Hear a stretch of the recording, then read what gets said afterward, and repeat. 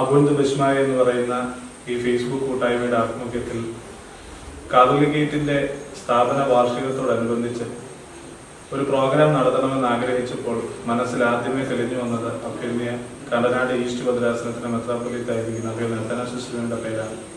അത് മറ്റൊന്നും കൊണ്ടല്ല, കോട്ടയത്തിരിക്കുന്ന ഞങ്ങളൊക്കെ കാതോലിക്കേറ്റിന്റെ പോരാളികളാണെന്ന് പറയുമ്പോൾ ഞങ്ങളൊക്കെ ഒരു കംഫർട്ട് സോണിന്റെ നടുവിൽ നിന്നാണ് ഈ സഭയ്ക്ക് വേണ്ടി പോരാടുന്നത്. പക്ഷേ എങ്കിൽ അഭ്യന്യ തിരുമേനി കണ്ടനാട് പോലെ പല പ്രശ്നങ്ങളുള്ള ഒരു ഭദ്രാസനത്തിൽ വളരെ അടിയുറച്ച് ഈ കാതോലിക്കേറ്റിന് കീഴിൽ സധൈര്യം നിൽക്കുന്നതും സുപ്രീം കോടതി വിധികൾക്കൊക്കെ ശേഷം പല പ്രശ്നങ്ങളും പല കാലഘട്ടങ്ങളിലായി അവിടെ ഉണ്ട്.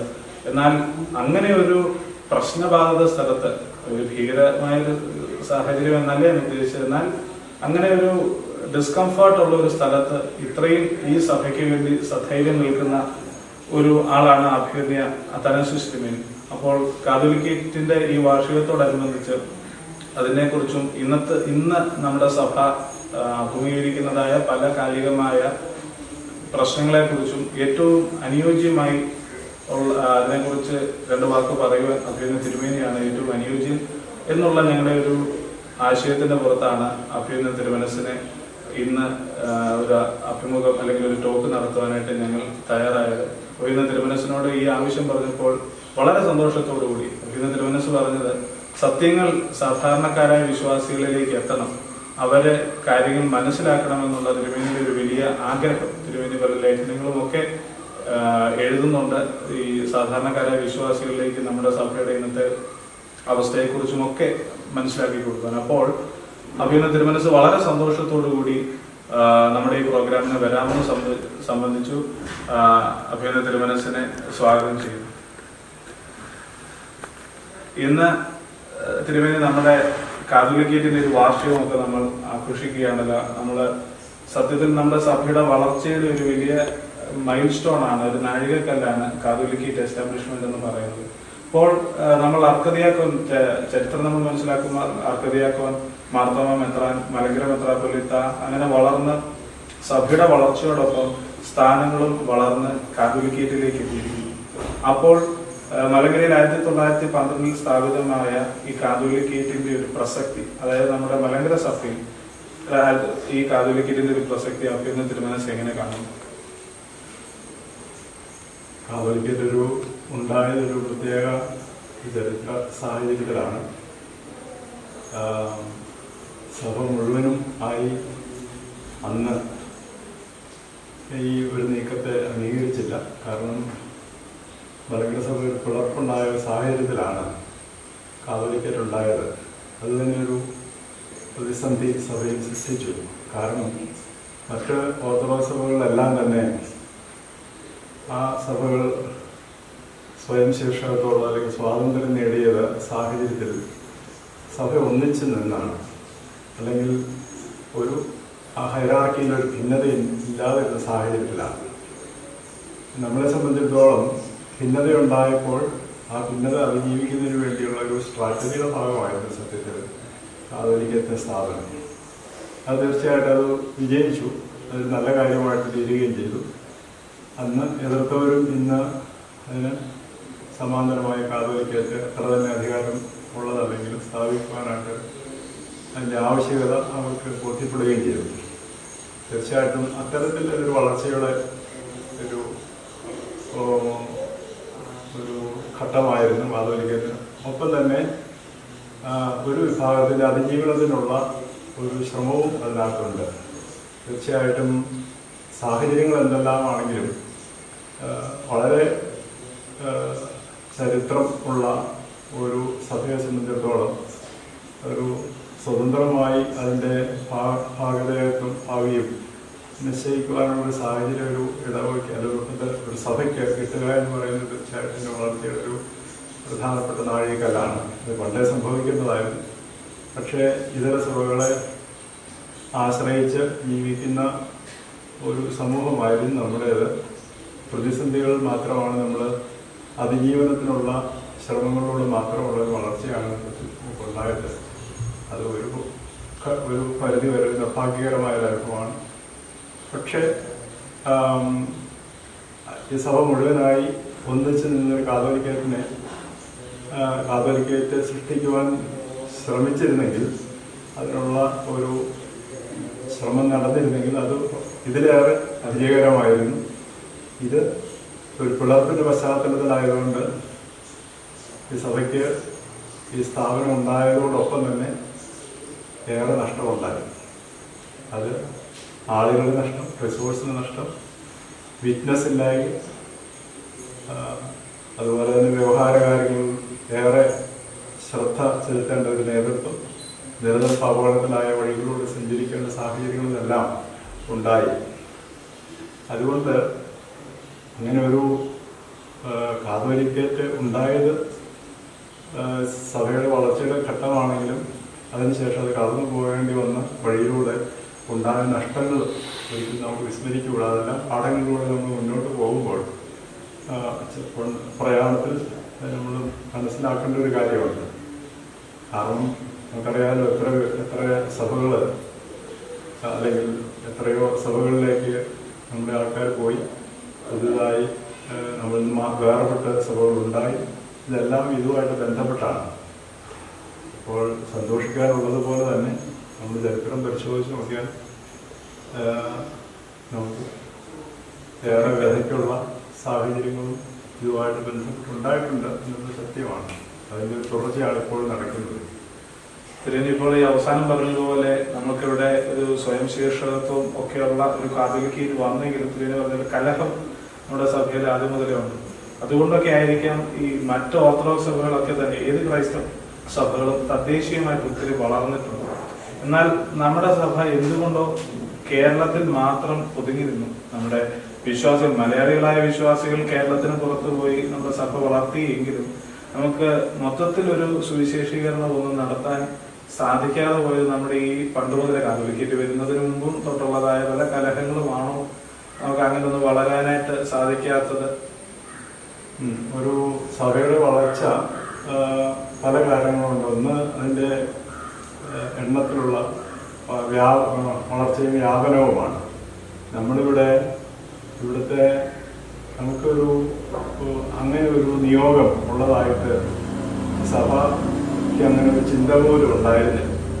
ഇവിടെ ഉണ്ടായിരുന്ന ആൾക്കാർക്ക് ആവശ്യമായ ആത്മീയ കാര്യം ചെയ്തു കൊടുക്കുക എന്നുള്ളതല്ലാതെ ഈ സഭയുടെ ഒരു ബാധ്യത അല്ലെങ്കിൽ നിയോഗം എന്ന് പറയുന്നത് അത് ജീവിക്കുന്ന സാഹചര്യങ്ങളിൽ ക്രിസ്തു സാക്ഷ്യം നിർവഹിക്കുകയും അതുപോലെ കർത്താവിനെ പരിചയപ്പെട്ട് വരുന്ന ജനങ്ങളെ സഭയോട് ചേർക്കുകയും ചെയ്യുക. അതൊരു വളരെ അടിസ്ഥാനപരമായ ഒരു നിയോഗമാണ്. കർത്താവിന് പോയപ്പോൾ തന്നെ അല്ലെങ്കിൽ സ്വർഗാരോഹണം ചെയ്ത സമയത്ത് തന്നെ പറയുന്നത് ലോകാന്തത്തോളം ലോകത്തിൻ്റെ അതിർത്തികളോളം ചരിത്രത്തിൻ്റെ അന്യം വരെ എനിക്ക് സാക്ഷികളാവുക. ആ ഒരു നിയോഗബോധം നമ്മുടെ സഭയ്ക്ക് ഉണ്ടായിരുന്നില്ല. അത് അങ്ങനെ ഒരു ചിന്ത ഇല്ലാതെ ഇവിടുത്തെ ഒരു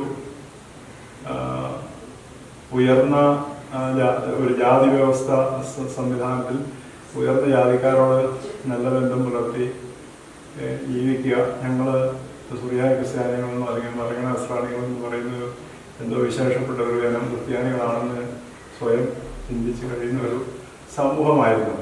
ഒരിക്കലും ഒരു നിയോഗബോധമുള്ള ഒരു സമൂഹമായിരുന്നു എന്ന് നമുക്ക് പറഞ്ഞുകൂടാം. അടുത്ത കാലത്താണെങ്കിലും നമ്മൾ മിഷൻ പ്രവർത്തനങ്ങളൊക്കെ പലയിടത്തും നടത്തിയെങ്കിലും ഇത് ഒരു അധസ്ഥിതിരെ ഉൾക്കൊള്ളുവാനോ അവരെ സഭയിൽ വന്ന വേണ്ട വിധം തുല്യരായി പരിഗണിക്കുവാനോ പോലും നമുക്ക് സാധിച്ചിട്ടില്ല. അത്തരത്തിലുള്ളൊരു പ്രവർത്തനം കുറേ നടത്തിയത് നമ്മുടെ മൂക്കഞ്ചേരി തിരുമേനിയാണ്. അദ്ദേഹത്തിൻ്റെ ശ്രമഫലമായിട്ട് മലങ്കര സഭയിൽ വിശ്വാസികളായി ചേർന്ന ജനങ്ങളിൽ ബഹുഭൂരിപക്ഷം തിരിച്ചുപോയി. കാരണം നമുക്ക് അവരെ തുല്യരായി കാണുവാനോ അവരുടെ ആവശ്യങ്ങൾ പരിഗണിക്കുവാനോ സാധിച്ചിട്ടുമില്ല. ഇപ്പോഴാണെങ്കിൽ ഞാൻ പറയും അവരെ നമ്മൾ വേണ്ടതും പരിഗണിക്കുന്നില്ല എന്ന് തന്നെയാണ് പറയുന്നത്. നമ്മുടെ സ്ഥാപനങ്ങൾ പഠിക്കുവാനുള്ള സാഹചര്യങ്ങൾ ഒരുക്കുവാനും അവർക്ക് ജോലി റിസർവേഷൻ കൊടുക്കുവാനോ അങ്ങനെയുള്ള കാര്യങ്ങൾ നമുക്കില്ല. അതുപോലെ ഭരണ സംവിധാനങ്ങൾ തന്നെ അവർക്ക് റിസർവേഷൻ നമ്മൾ കൊടുക്കാൻ തയ്യാറായിട്ടില്ല. അവർ അത്തരത്തിൽ ആണ് നമ്മൾ സത്യത്തിൽ സഭ ഇവിടെ ഒരു അടിസ്ഥാന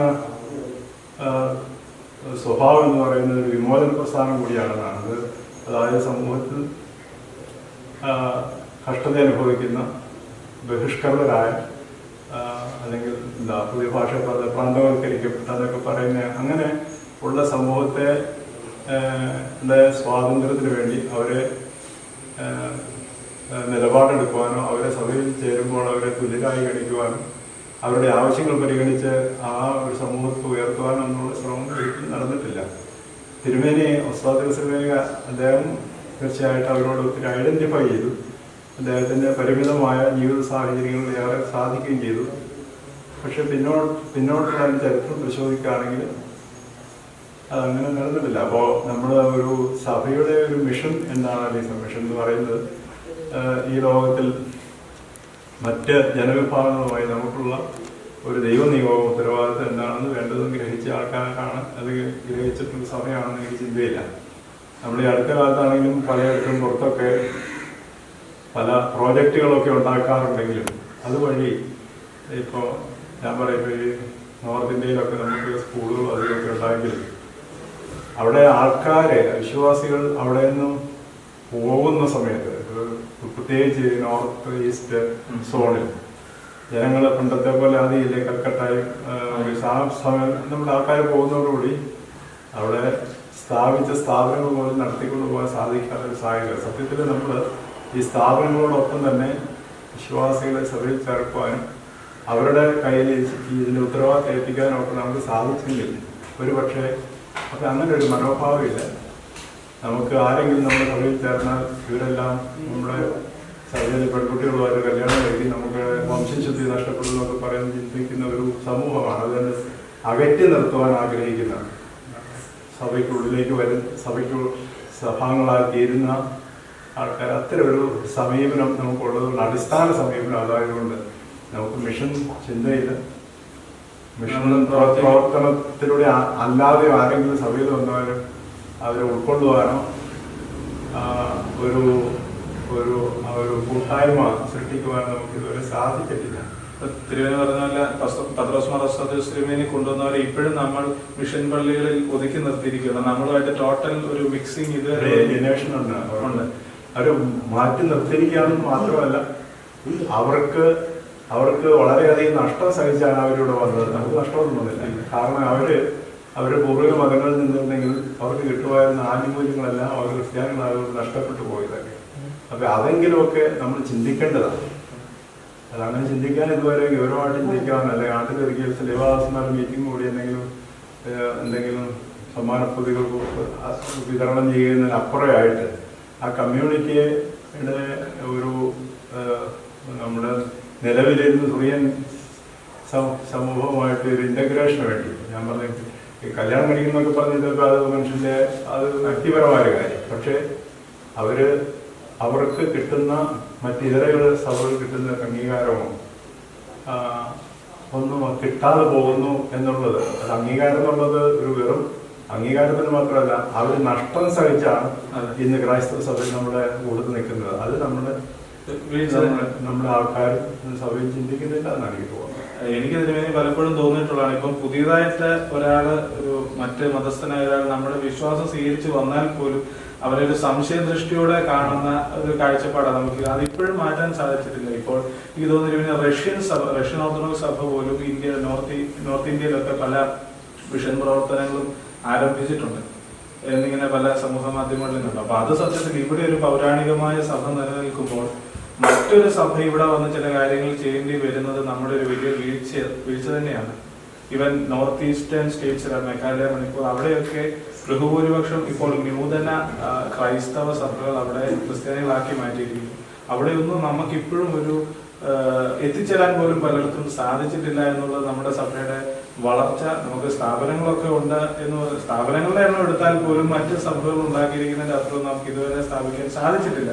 അപ്പോൾ ആത്മീയമായിട്ട് നമ്മുടെ ഒരു വിശ്വാസികളെ കൂടുതൽ അല്ലെങ്കിൽ സാധാരണ ജനങ്ങളിലേക്ക് ക്രൈസ്തവ സാക്ഷ്യം അല്ലെങ്കിൽ ഒരു ഈ ഗോസ്പൽ എത്തിക്കുന്നതിന് നമുക്ക് സാധിച്ചില്ല. അതുപോലെ മറ്റ് രീതിയിൽ പോലും നമുക്ക് വളരെ സാധിച്ചിട്ടില്ല ഈ ഇത്രയും വർഷങ്ങൾ കൊണ്ട്.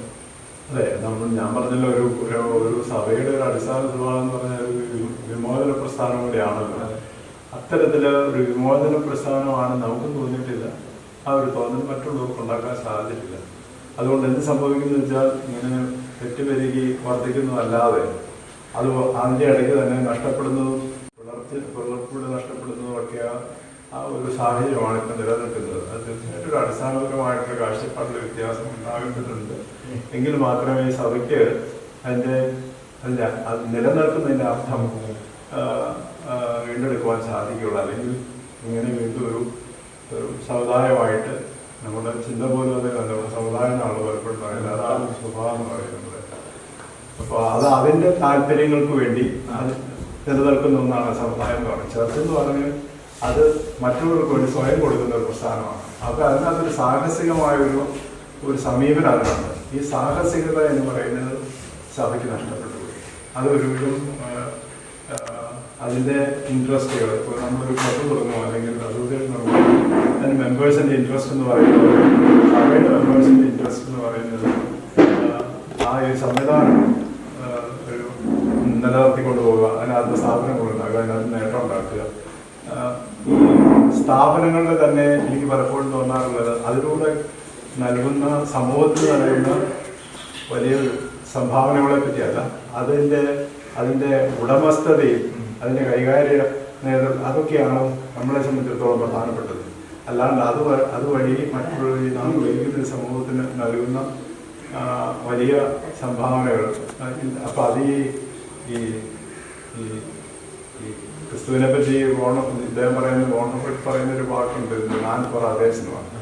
ചർച്ച് എന്ന് പറയുന്ന സത്യത്തിൽ ലോകത്തിന് വേണ്ടി അതിൻ്റെ വീണ്ടെടുപ്പിന് വേണ്ടി ദൈവനിയോഗപ്രകാരം രൂപപ്പെട്ട ഒരു പ്രസ്ഥാനമാണ്. അതിന് പകരമായിട്ട് നമുക്ക് നമ്മുടെ പിള്ളേർക്കും വേണ്ടി അവർക്ക് ലാഭകരമായും ഒക്കെ നടത്തിക്കൊണ്ട് പോകേണ്ട പ്രസ്ഥാനമായിട്ട് മാറിയൊക്കെ അടിസ്ഥാന കാഴ്ചപ്പാടുകളുടെ വ്യത്യാസം വരാതെ നമ്മൾ എന്തെങ്കിലും തിരുവനന്തപുരം പറഞ്ഞതുപോലെ ഈ പല അധികാരങ്ങൾക്ക് വേണ്ടിയൊക്കെ ശ്രമിക്കുന്നു. പക്ഷെങ്കിൽ ആ അധികാര സ്ഥാനം തീർച്ചയായും എന്നാൽ ആ പ്രസ്ഥാനം വളർത്തുന്നതിന് പോലും നമുക്ക് സാധിക്കുന്നില്ല. ആ പ്രസ്ഥാനം വളർത്തുന്നത് പോലും സാധിക്കും. അതെ, നമ്മുടെ പല ആശുപത്രികൾ നമുക്ക് നഷ്ടപ്പെട്ടു പോയിട്ടുണ്ട്. അതായത് സഭ പണം മുടക്കി നമ്മുടെ പഴയ തിരുവനന്തപുരമാരൊക്കെ പൈസ പുറത്തുനിന്നൊക്കെ കൊണ്ടുവന്ന് സ്ഥാപിച്ച പല ആശുപത്രികളും, അതായത് സഭയുടെ നമ്മൾ ചില പണ്ടും നമ്മൾ ഈ റെക്കോർഡുകൾ സൂക്ഷിക്കുന്നതിനും ഒക്കെ പുറകിലായിരുന്നു. നമ്മൾ പല സ്ഥാപനങ്ങളും അങ്ങനെ നഷ്ടപ്പെട്ടു പോയിട്ടുണ്ട്. അതായത് സഭയിൽ നിന്ന് പൈസ സോഴ്സ് ചെയ്ത് ഉണ്ടാക്കിയ സ്ഥാപനങ്ങൾ. അപ്പം തിരുവനന്തപുരം പറഞ്ഞാൽ ഈ അധികാരത്തിലേക്ക് മാത്രം പോകുന്നു, എന്നാൽ പ്രസ്ഥാനം വളർത്തുന്നതിന് പോലും സാധിക്കുന്നില്ല.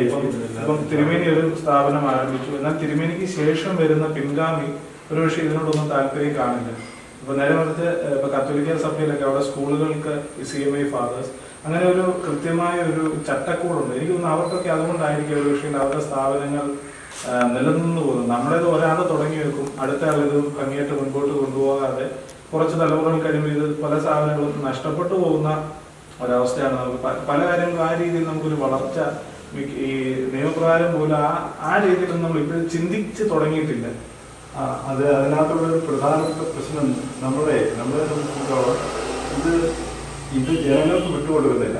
അത് ഞാൻ അതിനകത്തുള്ള ഒരു പ്രധാനമായിട്ടുള്ള ഇതെന്ന് വെച്ചാൽ നമുക്കിപ്പോൾ ഈ പ്രദേശത്ത് ഒരു പ്രസ്ഥാനം ഉണ്ടാകുമെങ്കിൽ അവിടെയുള്ള ജനങ്ങളിൽ നിന്ന് അവർ സാമ്പത്തികമായ സഹായവും ഭരണപരമായ ഉത്തരവാദിത്വം അവർക്ക് നൽകി നമ്മളത് ഫെസിലിറ്റേറ്റ് ചെയ്യുന്ന ഒരു പ്രസ്ഥാനമായിട്ട് മാറുകയാണെങ്കിൽ അത് നടക്കും.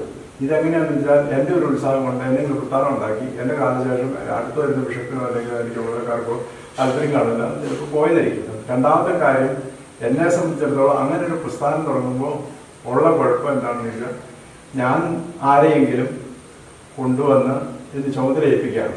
അപ്പം ആ ചുമതല ഏൽപ്പിക്കുന്നയാൾക്ക് വേണ്ടത്ര ഒരു കാര്യനിർവഹണ ശേഷി ഇല്ലാതിരിക്കുകയോ ഈ സാമ്പത്തിക ക്രമക്കേടില്ലാതെ കൊണ്ടുപോകാൻ സാധിക്കാത്ത സാഹചര്യങ്ങളാണ് കൂടുതലും. മറ്റേതെന്ന് പറഞ്ഞാൽ നമ്മൾ പണം എല്ലാവരും കൂടെ ഒന്നിച്ച് മുടക്കി അവരൊരു പ്രസ്ഥാനം തുടങ്ങുകയാണെങ്കിൽ അവർ അത് നടത്തിക്കൊണ്ട് പോകുമ്പോൾ കോമ്പറ്റൻ്റ് ആയിട്ടുള്ള ആൾക്കാരെ ആ സംഗതി ആ ഒരു പ്രസ്ഥാനം നടത്തിക്കൊണ്ട് പോകുമ്പോൾ അതിന് മുന്നോട്ടുള്ള പോക്കും ഉണ്ടാകും, വളർച്ച ഉണ്ടാകുമെന്നാണ് എൻ്റെ ചിന്ത. സഭകൾ ഒരിക്കലും സ്വന്തമായി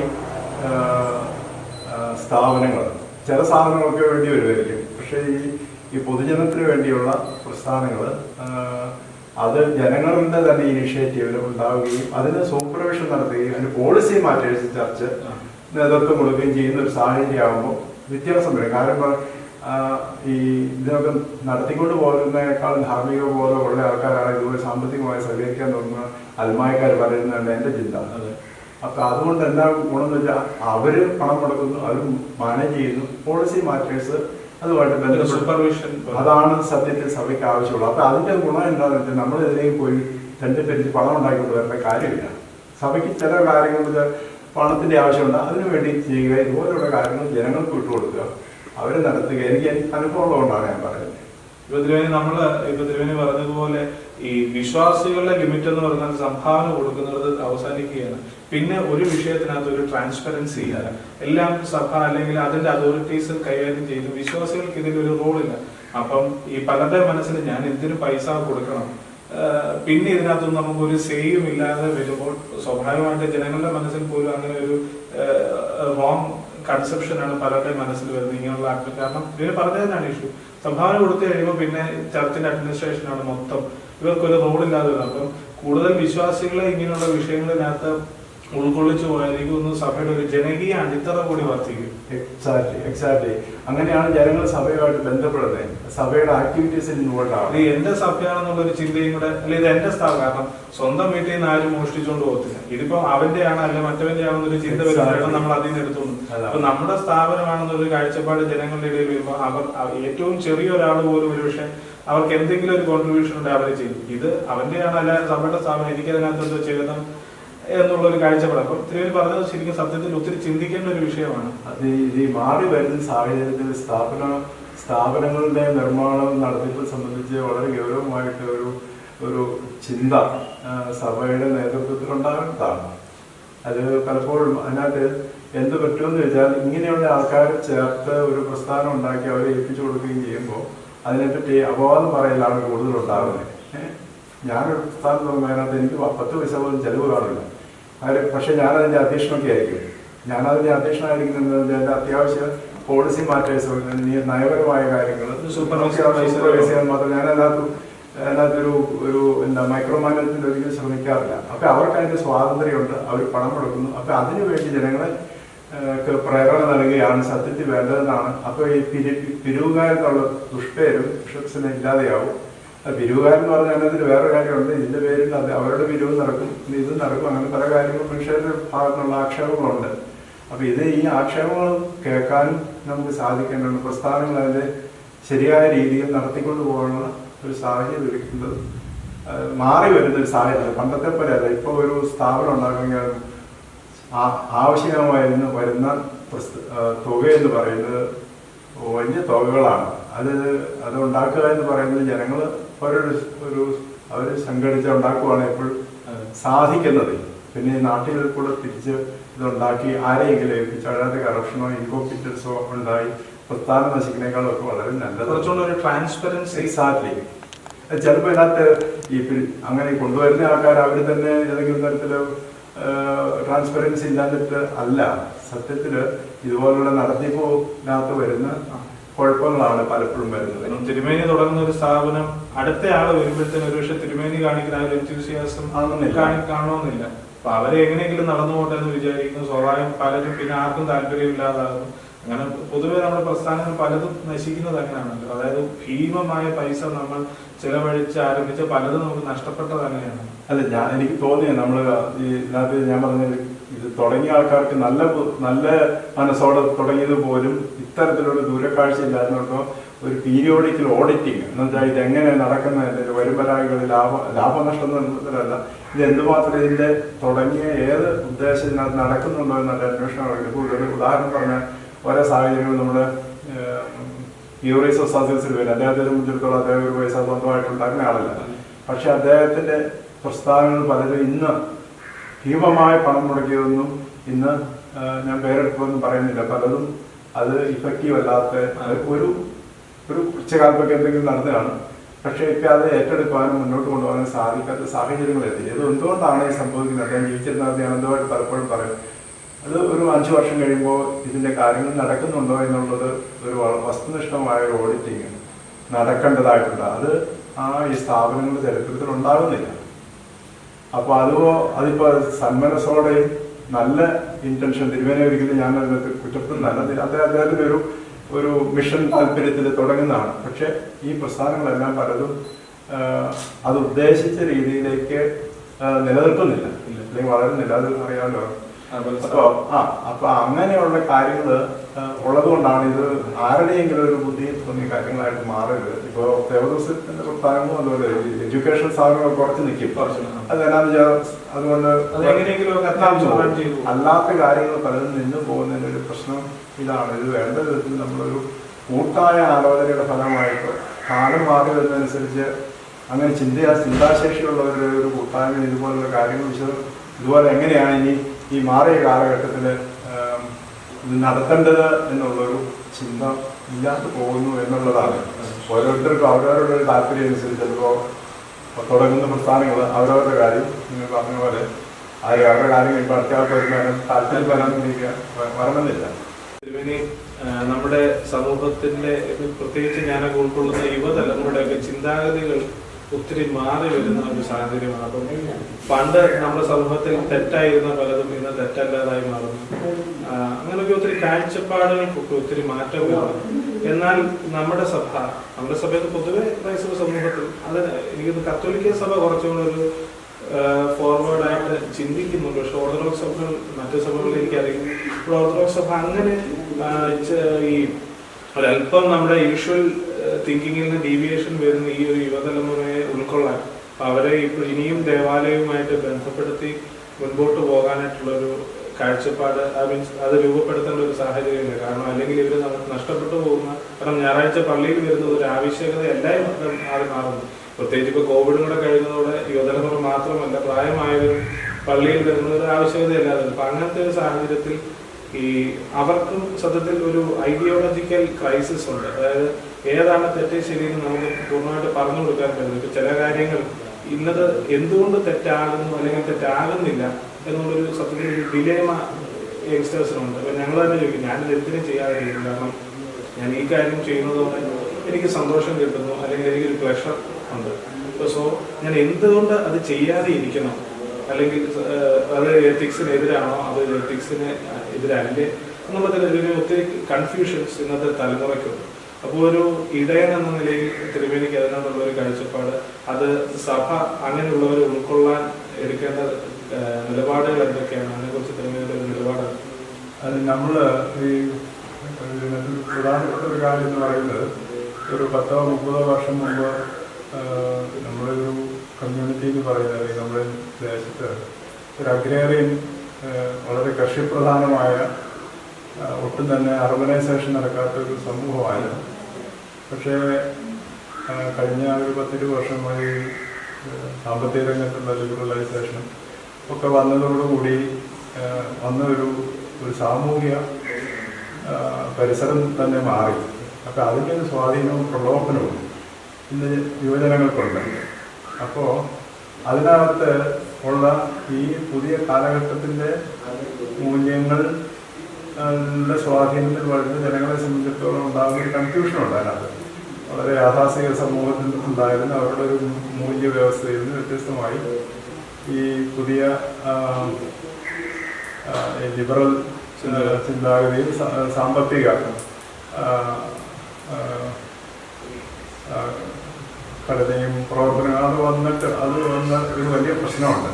അപ്പം അതിനകത്ത് അങ്ങനെയുള്ള കാര്യങ്ങൾ സത്യത്തിൽ ചർച്ചിൻ്റെ മിനിസ്ട്രിയിൽ ഒരു സ്ഥാനവും ഇല്ലാതെ വന്നിരിക്കുന്നു. നമ്മളിപ്പോഴും പള്ളികളുടെ അല്ലെങ്കിൽ സെമിനാറുകളിൽ കൂടുതലായ അല്ലെങ്കിൽ വേദശാസ്ത്ര ചരിത്രം ലിറ്റററി ഒക്കെ പഠിക്കുമ്പോഴും ഈ മാറി വരുന്ന ഒരു സാഹചര്യത്തിൽ ഉള്ള ധാർമ്മികത, അതുപോലെ ഒരു വിശ്വാസ സമൂഹത്തിൻ്റെ ജീവിതത്തിൽ വന്ന് രൂപപ്പെടുന്നത്, ഇതിനെപ്പറ്റി ഒന്നും വേണ്ട വിധത്തിൽ മനസ്സിലാക്കുകയോ പഠിപ്പിക്കുവാനോ അല്ലെങ്കിൽ പഠനത്തിനുള്ള സാഹചര്യം ഒരുക്കുന്നില്ല. അപ്പോൾ അത്തരത്തിലുള്ളൊരു സ്വതന്ത്ര ചിന്തയും നമ്മൾ അനുവദിച്ചു കൊടുക്കുന്നില്ല എന്നുള്ളതാണ് സത്യം. അതിൻ്റെ സാഹചര്യം. അപ്പോൾ അതിൻ്റേതായ ഒത്തിരി പ്രശ്നങ്ങളുണ്ട്. അതായത് ദേവാലയത്തിലെ സെർമൺസ്, പ്രസംഗമായ കുർബാനയായിട്ട് ബന്ധപ്പെട്ട, അപ്പം അതിനകത്ത് ഈ സാമൂഹിക വ്യവസ്ഥയിൽ വന്നിരിക്കുന്ന ചുമതലകൾ, ചുറ്റുപാടുകളിൽ വന്നിരിക്കുന്ന വ്യതിയാനങ്ങൾ എങ്ങനെ സഭയ്ക്ക് സഭയുടെ അടിസ്ഥാന കാഴ്ചപ്പാടുമായി പൊരുത്തപ്പെടാതെ വരുന്നു എന്നുള്ളത് ജനങ്ങളെ അറിയിക്കുവാൻ ഉള്ള ബാധ്യത ഏറ്റെടുക്കുവാൻ സഭയ്ക്ക് സാധിക്കാത്ത കാര്യമാണ്. അപ്പോൾ വളരെ സാമ്പ്രദായികമായി നിലനിന്നിരുന്ന പ്രസംഗങ്ങൾ മാത്രം കേൾക്കുന്നു. അത് പ്രത്യേകിച്ച് യുവജനങ്ങളെ സംബന്ധിച്ചിടത്തോളം അത് വളരെ വിരസമായ ഒരു അനുഭവമാണ്. പള്ളി പോകുന്നതിൽ അത് ആസ്വദിക്കേണ്ട അതായത് ഒരു ഘട്ടം എന്ന് പറയുന്നത് അവിടുത്തെ ശുശ്രൂഷകൾ മാത്രമല്ല, നേരെ മറിച്ച് അവിടുത്തെ ഹോമിലുകളാണ്. അത് ചലഞ്ചിങ് ആവേണ്ടതാണ്. അത് നടക്കുന്നില്ലെന്നുള്ളതാണ്. ഈ വേദപുസ്തക ഭാഗങ്ങളിൽ അതുപോലുള്ള അർത്ഥങ്ങൾ കണ്ടെത്തുവാൻ സാധിക്കുന്നില്ല എന്നല്ല. പലപ്പോഴും സഭാപ്രസംഗങ്ങൾ മാത്രമായിട്ട് പോലും പ്രസംഗങ്ങൾ പരിണമിക്കുന്ന എളുപ്പമുണ്ടല്ലോ. അവിടെയാണെങ്കിൽ പറയാൻ എളുപ്പമാണ്. അപ്പം അത്തരത്തിൽ മേൽപ്പെട്ടക്കാരും പട്ടക്കാരല്ല ആരും അതിനകത്ത് വലിയ വ്യത്യാസമില്ല. അപ്പോൾ ജനങ്ങൾ, പ്രത്യേകിച്ച് യുവജനങ്ങൾ ഇപ്പോഴത്തെ മിനിസ്ട്രിയുടെ കാര്യത്തിൽ അവരെ ഒരു തരത്തിലും രൂപപ്പെടുത്തുന്നതിന് സഹായകമായ ഒരു മിനിസ്ട്രി അല്ലാതായി തീർന്നിട്ടുണ്ട് എന്നുള്ളതുകൊണ്ട് അത് വിമർശനാത്മകമായ നമ്മൾ പഠിക്കുകയും പുനർവിചിന്തനം ചെയ്യേണ്ട ഒരു കാര്യമാണ്. നമ്മുടെ പല പ്രസംഗങ്ങളും ഈ പ്രസംഗങ്ങളൊക്കെ യാന്ത്രികമായി പോകുന്നത്, അതായത് ഏതെങ്കിലും ഒരു പ്രസംഗം അതേപോലെ പകർത്തി പറയുന്നതെന്നല്ലാതെ ഒരു റിയലിസ്റ്റിക് ആയിട്ടൊന്നും ഒരു ചിന്തകൾ ഒന്നാമത് ഇപ്പൊ പണ്ടത്തെ ജനറേഷന്റെ ഒരു വിദ്യാഭ്യാസ നിലവാരമല്ല ഇന്നത്തെ യുവജനങ്ങൾക്കുള്ളത്. ഒത്തിരി പഠിച്ചവരാണ്. പണ്ടൊക്കെ PhD എടുത്ത ഒരാളാണ് ഇന്ന് ഒന്നിലധികം കാണും ഒരു ലെവലത്തിൽ തന്നെ. അപ്പൊ അങ്ങനത്തെ സാഹചര്യത്തിൽ അവർക്കും കൂടെ മനസ്സിലാകത്തക്ക രീതിയിൽ നമ്മുടെ വൈദിക വിദ്യാഭ്യാസത്തിന്റെയും കൂടെ നിലവാരമായി അപ്പൊ ഇതിനകത്ത് വേറൊരു പ്രസ്ഥാനമുണ്ട്. വ്യത്യാസം എന്ന് പറഞ്ഞാൽ ഈ ഓഡിയൻസിനെ നോക്കിയല്ല വൈദികർ പലപ്പോഴും പ്രസംഗിക്കുന്നത്. ഒരു അർബൻ ഓഡിയൻസിന് അവരുടേതായ ജീവിതക്രമത്തിലുള്ള ബന്ധപ്പെട്ട പ്രസംഗങ്ങൾ വേണ്ടി വരും. ഒരു നാട്ടിൻപുറത്തുള്ള അവിടെ ഒരു ഭാഷയിലും ഒപ്പം തന്നെ അവിടെ കൊടുക്കുന്ന ആ പ്രസംഗത്തിലെ ഉള്ളടക്കത്തിലൊക്കെ അവരുടെ തലത്തിൽ അത് ചലഞ്ചിങ് ആവുന്നതാണ്. അവർ ശ്രദ്ധിക്കേണ്ട രീതിയിൽ ഇതൊക്കെ ശ്രദ്ധിക്കപ്പെടാതെ പോകുന്നത് എന്നു പറഞ്ഞാൽ അവരെ ബാധിക്കാത്ത കാര്യങ്ങളാണ് ഈ പറയുന്നത്. അവതരണ രീതിയും എല്ലാം ഇതുപോലെയായി പോകുന്നു. അപ്പം ഇതൊരു വലിയ പ്രശ്നമാണിത്. ഇത് നമ്മൾ മനസ്സിലാക്കാതെ ഇപ്പോൾ സഭ എന്നൊക്കെ നോക്കിയത് സഭ ഉണ്ടാവുന്നു. അപ്പോൾ അതുപോലുള്ള കാര്യങ്ങളെ പറ്റി പാസ്റ്റർ മിനിസ്ട്രിയുടെ ഒരു വളരെ ഗൗരവമായി നമ്മൾ എടുക്കേണ്ടതുണ്ട്. ഇപ്പോൾ സ്ഥാപന കാര്യങ്ങൾ പറഞ്ഞതുപോലെ തന്നെ വളരെ പ്രധാനപ്പെട്ട ഒരു കാര്യമാണ്.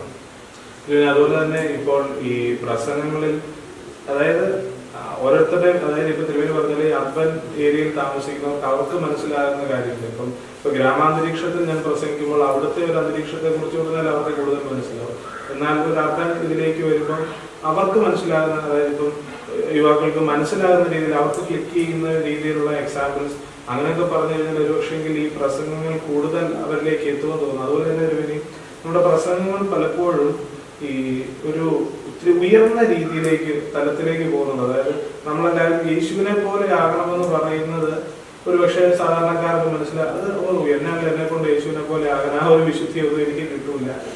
പക്ഷെ നേരെ മറിച്ച് അറ്റൈനബിൾ ആയിട്ടുള്ള ഒരു ഗോളാണ് വെക്കുന്നതെന്നുണ്ടെങ്കിൽ ഈ പ്രസംഗങ്ങളിൽ നമ്മൾ പറയുന്നതെന്നുണ്ടെങ്കിൽ കുറച്ചും കൂടെ റിയലിസ്റ്റിക് ആയിട്ട് എനിക്ക് തോന്നുന്നു ജനങ്ങൾ കൂടുതൽ അത് അക്സെപ്റ്റ് ചെയ്യുമെന്ന് തോന്നുന്നു. ഇപ്പൊ പലപ്പോഴും നമ്മൾ ഒത്തിരി വലിയ ചിന്തകളാണ് പോകുന്നത്. ആ വലിയ ചിന്തകൾ ഒരുപക്ഷെ ഈ മനസ്സുകളിൽ ഒരുപക്ഷെ എത്തിച്ചേരണമെന്നില്ല. അത് അവരുടെ മനസ്സിലോ ചെവികളിലോ എത്തുന്നതിന് മുമ്പ് നഷ്ടപ്പെട്ടു പോകുന്നത്. ഇത് എന്നെ ബാധിക്കുന്നത് എന്നെ കൊണ്ട് പറ്റൂല എന്നുള്ളൊരു പ്രിജുഡൈസ് പലപ്പോഴും ഈ പ്രസംഗങ്ങളുടെ നിലവാരം ഒത്തിരി ഉയരുമ്പോൾ ഉണ്ടാകുന്നില്ല എന്നൊരു ചോദ്യമുണ്ട്. അല്ല, ഈ പ്രസംഗത്തിന്റെ നിലവാരം ഉയരുന്നില്ലെന്നുള്ളതാണ് ഞാൻ പറയുന്നത്. എന്താണെന്ന് വെച്ച് കഴിഞ്ഞാൽ ഇതിങ്ങനെ കുറച്ച് അക്കാഡമിക് ആയിട്ടുള്ള നിലവാരം എന്ന് ഉദ്ദേശിച്ചത് എന്റെ അറിവ് മറ്റുള്ളവർക്ക് കാണിച്ചു. അവരുടെ അറിവിനേക്കാൾ ഉപരിയായിട്ട് അവരുടെ ജീവിത പ്രശ്നങ്ങളെ അഡ്രസ് ചെയ്യുന്ന തരത്തിൽ ആവുമ്പോഴാണ് ഈ പ്രസംഗം ചലഞ്ചിങ് ആവും. അതാണ് മനസ്സിലാവില്ല. ഇതെങ്ങനെ ബാധിക്കുന്നതല്ലാന്നോ പറയുന്നത് പോലെയാകുന്നത് എങ്ങനെയാണ് ഈ കേൾക്കുന്ന വചന ശുശ്രൂഷ ചലഞ്ചിങ് അല്ലെന്നുള്ളതാണ്. അപ്പോൾ വചന ശുശ്രൂഷ ചലഞ്ചിങ് ആണെങ്കിൽ അവരുടെ ജീവിതക്രമത്തിലേക്ക് കിടന്ന് ചെല്ലാനായിട്ട് അത് വെല്ലുവിളിക്കുവാൻ സാധിക്കുമ്പോഴാണ് പറയാറുണ്ട് ഇത് സംഭവിക്കുന്നത്. അത് പക്ഷേ സംഭവിക്കാതെ പോകുന്നതാണ് ഈ പ്രശ്നമുള്ളത്. അപ്പോൾ അതുകൊണ്ട് ആരും വരാറില്ല. പ്രസംഗം എന്ന് പറഞ്ഞാൽ ഏറ്റവും ഇഷ്ടമില്ലാത്തൊരു കാര്യമാണ്. അതുപോലെ തന്നെ ശുശ്രൂഷകളെ സംബന്ധിച്ചാണെങ്കിൽ നമ്മൾ അതിൻ്റെ അതിനകത്ത് അത് ചെല്ലുന്ന അത് അത് നടത്തുന്ന ആളുടെ ട്യൂണിനേക്കാളും മനുഷ്യനെ ശ്രദ്ധിക്കുന്നത് ആ ഒരു അനുഭവ തലത്തിൽ ഉള്ള ഒരു ആത്മാർത്ഥതയെന്ന ഉള്ള പ്രാർത്ഥനയാണ് മനുഷ്യനെ ശ്രദ്ധിക്കുക. അതിനകത്ത് ഈ നീട്ടും വീട്ടും ഒന്നും അല്ല പ്രധാനപ്പെട്ട കാര്യം. സാധാരണ മനുഷ്യനെ സംബന്ധിച്ചിടത്തോളം ഇതൊരു ഡ്രാമയാണ് അല്ലെങ്കിൽ നാടകമാണെന്ന രീതിയിലേക്ക് അവർക്ക് തോന്നുന്നുണ്ടല്ലോ. അത് ഒട്ടും ഫീലിംഗ് അല്ല. അത് നല്ല രാഗവും നല്ല ശ്രുതിയും ഒക്കെ കാണും. പക്ഷെ അത് രാഗവും ശ്രുതിക്ക് അപ്പുറം ഒരു ഒന്നാണ് മനുഷ്യനെ ആകർഷിക്കുന്നുണ്ട്. അതാ ചെല്ലുന്ന ആളുടെ ഒരു ജീവിതവും പ്രാർത്ഥനയുടെ രീതിയൊക്കെയാണ്. അത്തരത്തിലേക്ക് ഞാൻ പറഞ്ഞ ശുശ്രൂഷകളുടെ ഒരു വലിയ പ്രശ്നമുണ്ട്.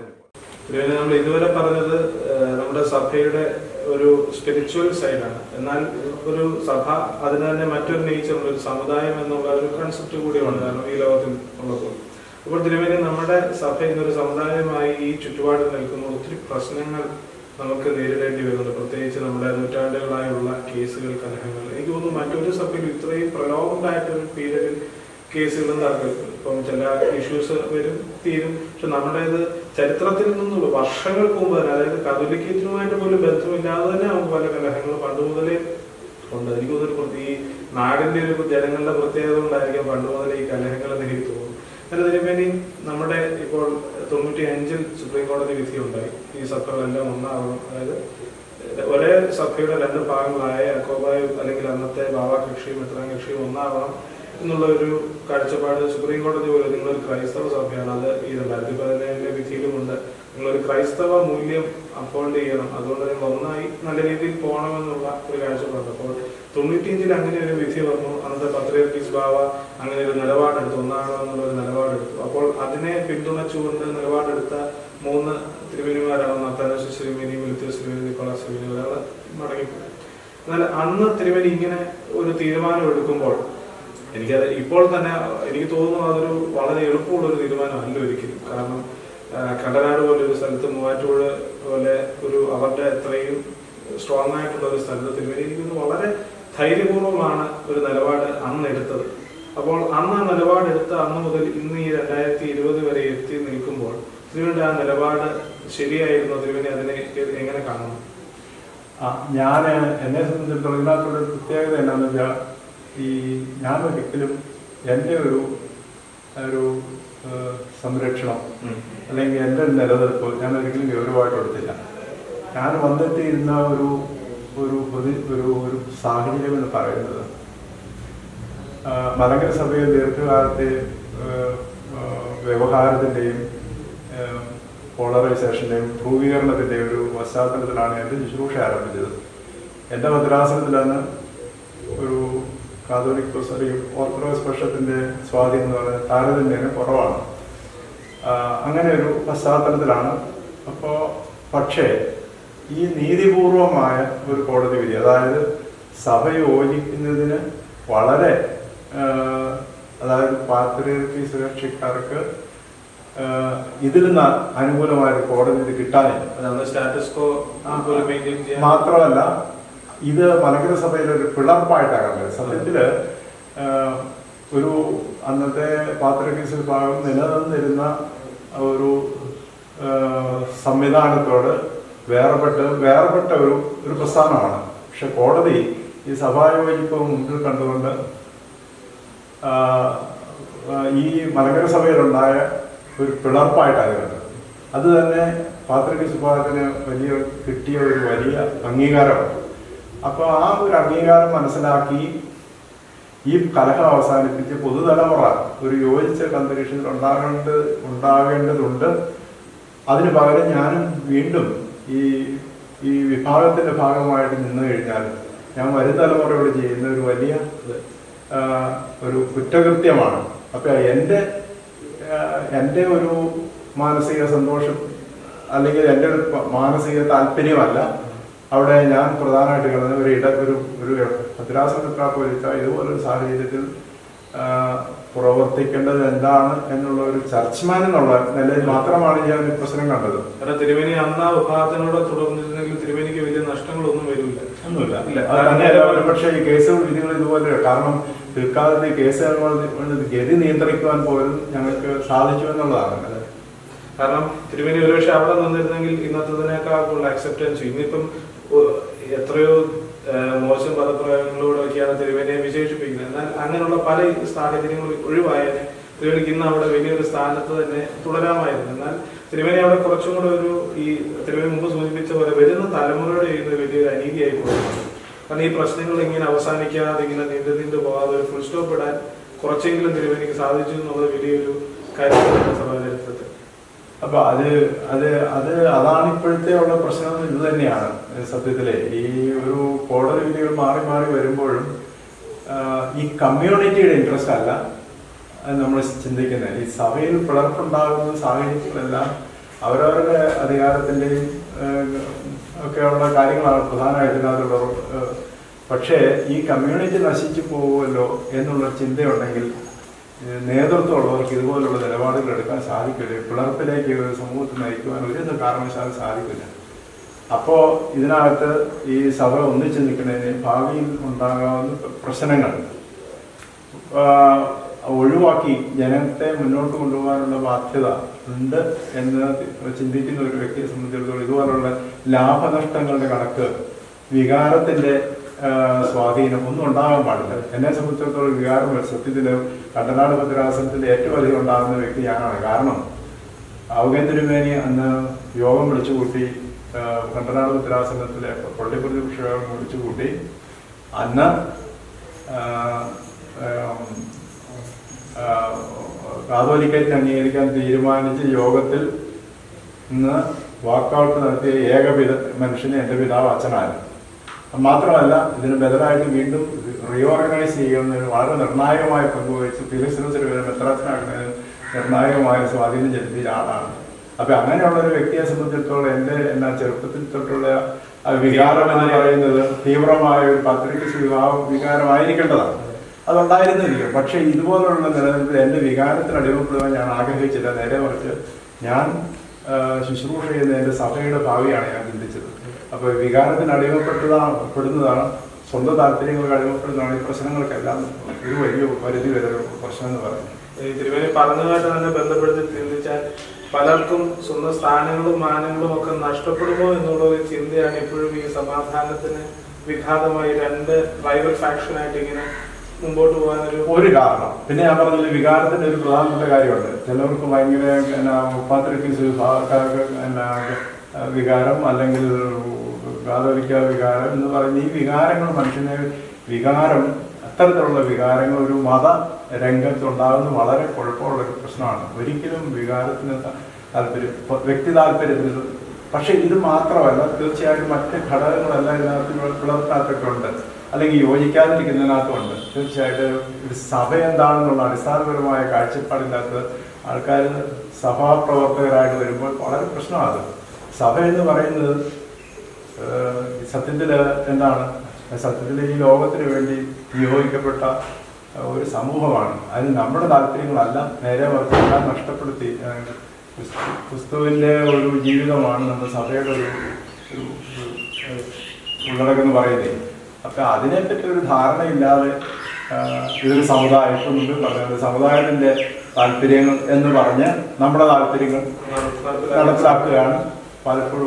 പറഞ്ഞതുപോലെ ഈ മതങ്ങൾക്ക് പൊതുവെ ഇപ്പോൾ ഒരു അഗ്രസീവ്നെസ്, അത് ഏത് സഭകളാണ് മതമായാലും സഹിഷ്ണുതയില്ലാത്ത സമയം. ഇപ്പം ശാന്തനായ ദൈവങ്ങളെ ഇന്നിപ്പോ ഒരു അഗ്രസീവ് നേച്ചറാണ് അവരുടെ എല്ലാവരും കാണുന്നത്. ഇപ്പൊ നമ്മുടെ സമുദായങ്ങളിലും മാത്രമല്ല മറ്റു എല്ലാ മതങ്ങളിലും എല്ലാം ഒരു അഗ്രസീവ് നേച്ചർ, അതായത് ശാന്തമൂർത്തിയായ ദൈവങ്ങളെ പോലും ഒരു അഗ്രസീവ് നേച്ചറുള്ള ഒരു മൂർത്തിയായിട്ട് പിക്ചറൈസ് ചെയ്യുന്ന ഒരു സിറ്റുവേഷനിലേക്ക് വരുന്നുണ്ട്. ധീരൻ, അങ്ങനെ പല ഇതും എനിക്ക് അതൊരു നാച്ചുറലായിട്ട് എല്ലാവരും ഇപ്പൊ ഉപയോഗിക്കുന്ന ഒരു കാര്യമാണ് ഇങ്ങനെയുള്ള ചില ചിന്തകൾ. അത് സത്യത്തിൽ മതത്തിന്റെ ലക്ഷ്യങ്ങളിൽ നിന്നുള്ള ഒരു വലിയ ഡീവിയേഷൻ മാത്രമല്ല, അത് ഒരു കാര്യം ദൈവത്തെ പറ്റിയുള്ള സങ്കല്പത്തിൽ മാത്രമല്ല, മനുഷ്യന്റെ ഈ ഒരു മതവിശ്വാസത്തിന്റെ താല്പര്യം പോലും അത് തന്നെയാണ്. ആ വിശ്വാസം എന്ന് പറയുന്നത് സഹിഷ്ണുതയില്ലാത്തതായ ബാക്കിയുള്ളവരെ അടിച്ചമർത്തുന്നതും ഉപദ്രവിക്കുന്നതും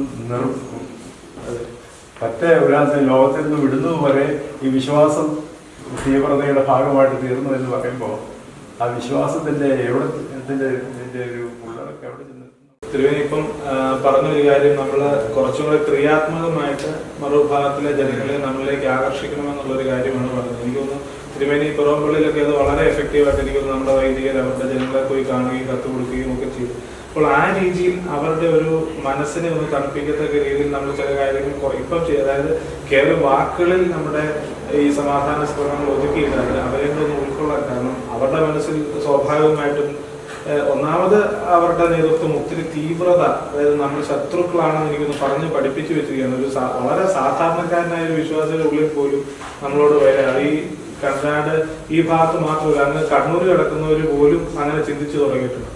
അപ്പോൾ അങ്ങനത്തെ ഒരു സാഹചര്യത്തിൽ അതല്ല യാഥാർത്ഥ്യം എന്ന് അവരെ പറഞ്ഞ് മനസ്സിലാക്കാൻ നമ്മൾ കുറച്ചും കൂടെ ക്രിയാത്മകമായിട്ട്, എനിക്ക് തോന്നുന്നു തിരുവേനി കർണാട് ഈസ്റ്റ് ഭദ്രാസനത്തിൽ അത് ഭംഗിയായിട്ട് ചെയ്യുന്നുണ്ട്.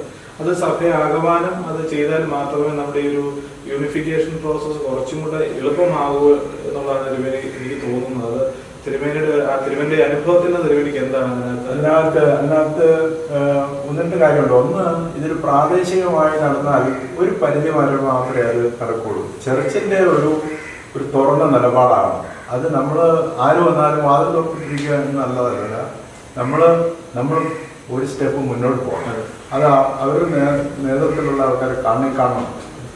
അതിന്റെ ഒരു ഭാഗമായിട്ടാണ് ഇവിടുന്ന് പെട്രിയാർക്കിനെ കാണാൻ ആരും പോകാതിരിക്കാനായിട്ട് ഉള്ള കാര്യങ്ങൾ നടന്നപ്പോൾ നിക്കോളാസിന് വേണ്ടി ഞാനങ്ങനെ പോയത് അതിൻ്റെ ഒരു കാര്യമായിട്ടാണ്. അദ്ദേഹത്തെ പറഞ്ഞ് ബോധ്യപ്പെടുത്തി.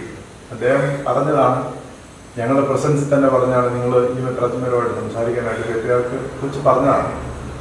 ഇവിടെ വന്നപ്പോൾ ഉണ്ടായ രണ്ട് കാര്യം എന്താണെന്ന് വെച്ചാൽ അവര് വിളിച്ചിട്ട് അവര് നമ്മളുമായിട്ട് സഹകരിച്ച് സംസാരിക്കാൻ തയ്യാറായില്ല. ഒന്ന്. രണ്ടാമത്തെ കാര്യം, ഞങ്ങൾ പോയതാണ് വലിയ മഹാപരാധമായി ഇവിടെ ഒരു ധാരണ ഉണ്ടാക്കാൻ ശ്രമിച്ചു. അപ്പൊ എന്ത് പറഞ്ഞാൽ അവർക്കും തോന്നി ഇവരോട് പറഞ്ഞിട്ട് കാര്യമില്ല, ഓർത്തഡോക്സ് സഭ ഇവർ ഓൺ ചെയ്യുന്നില്ലാത്തൊരു സാഹചര്യം, പിന്നെ നമ്മളെന്തിനാ ഇവരോട് സംസാരിക്കണമെന്നൊരു ചിന്തയുണ്ടായത്. അപ്പൊ അതാണ് നമുക്കൊരു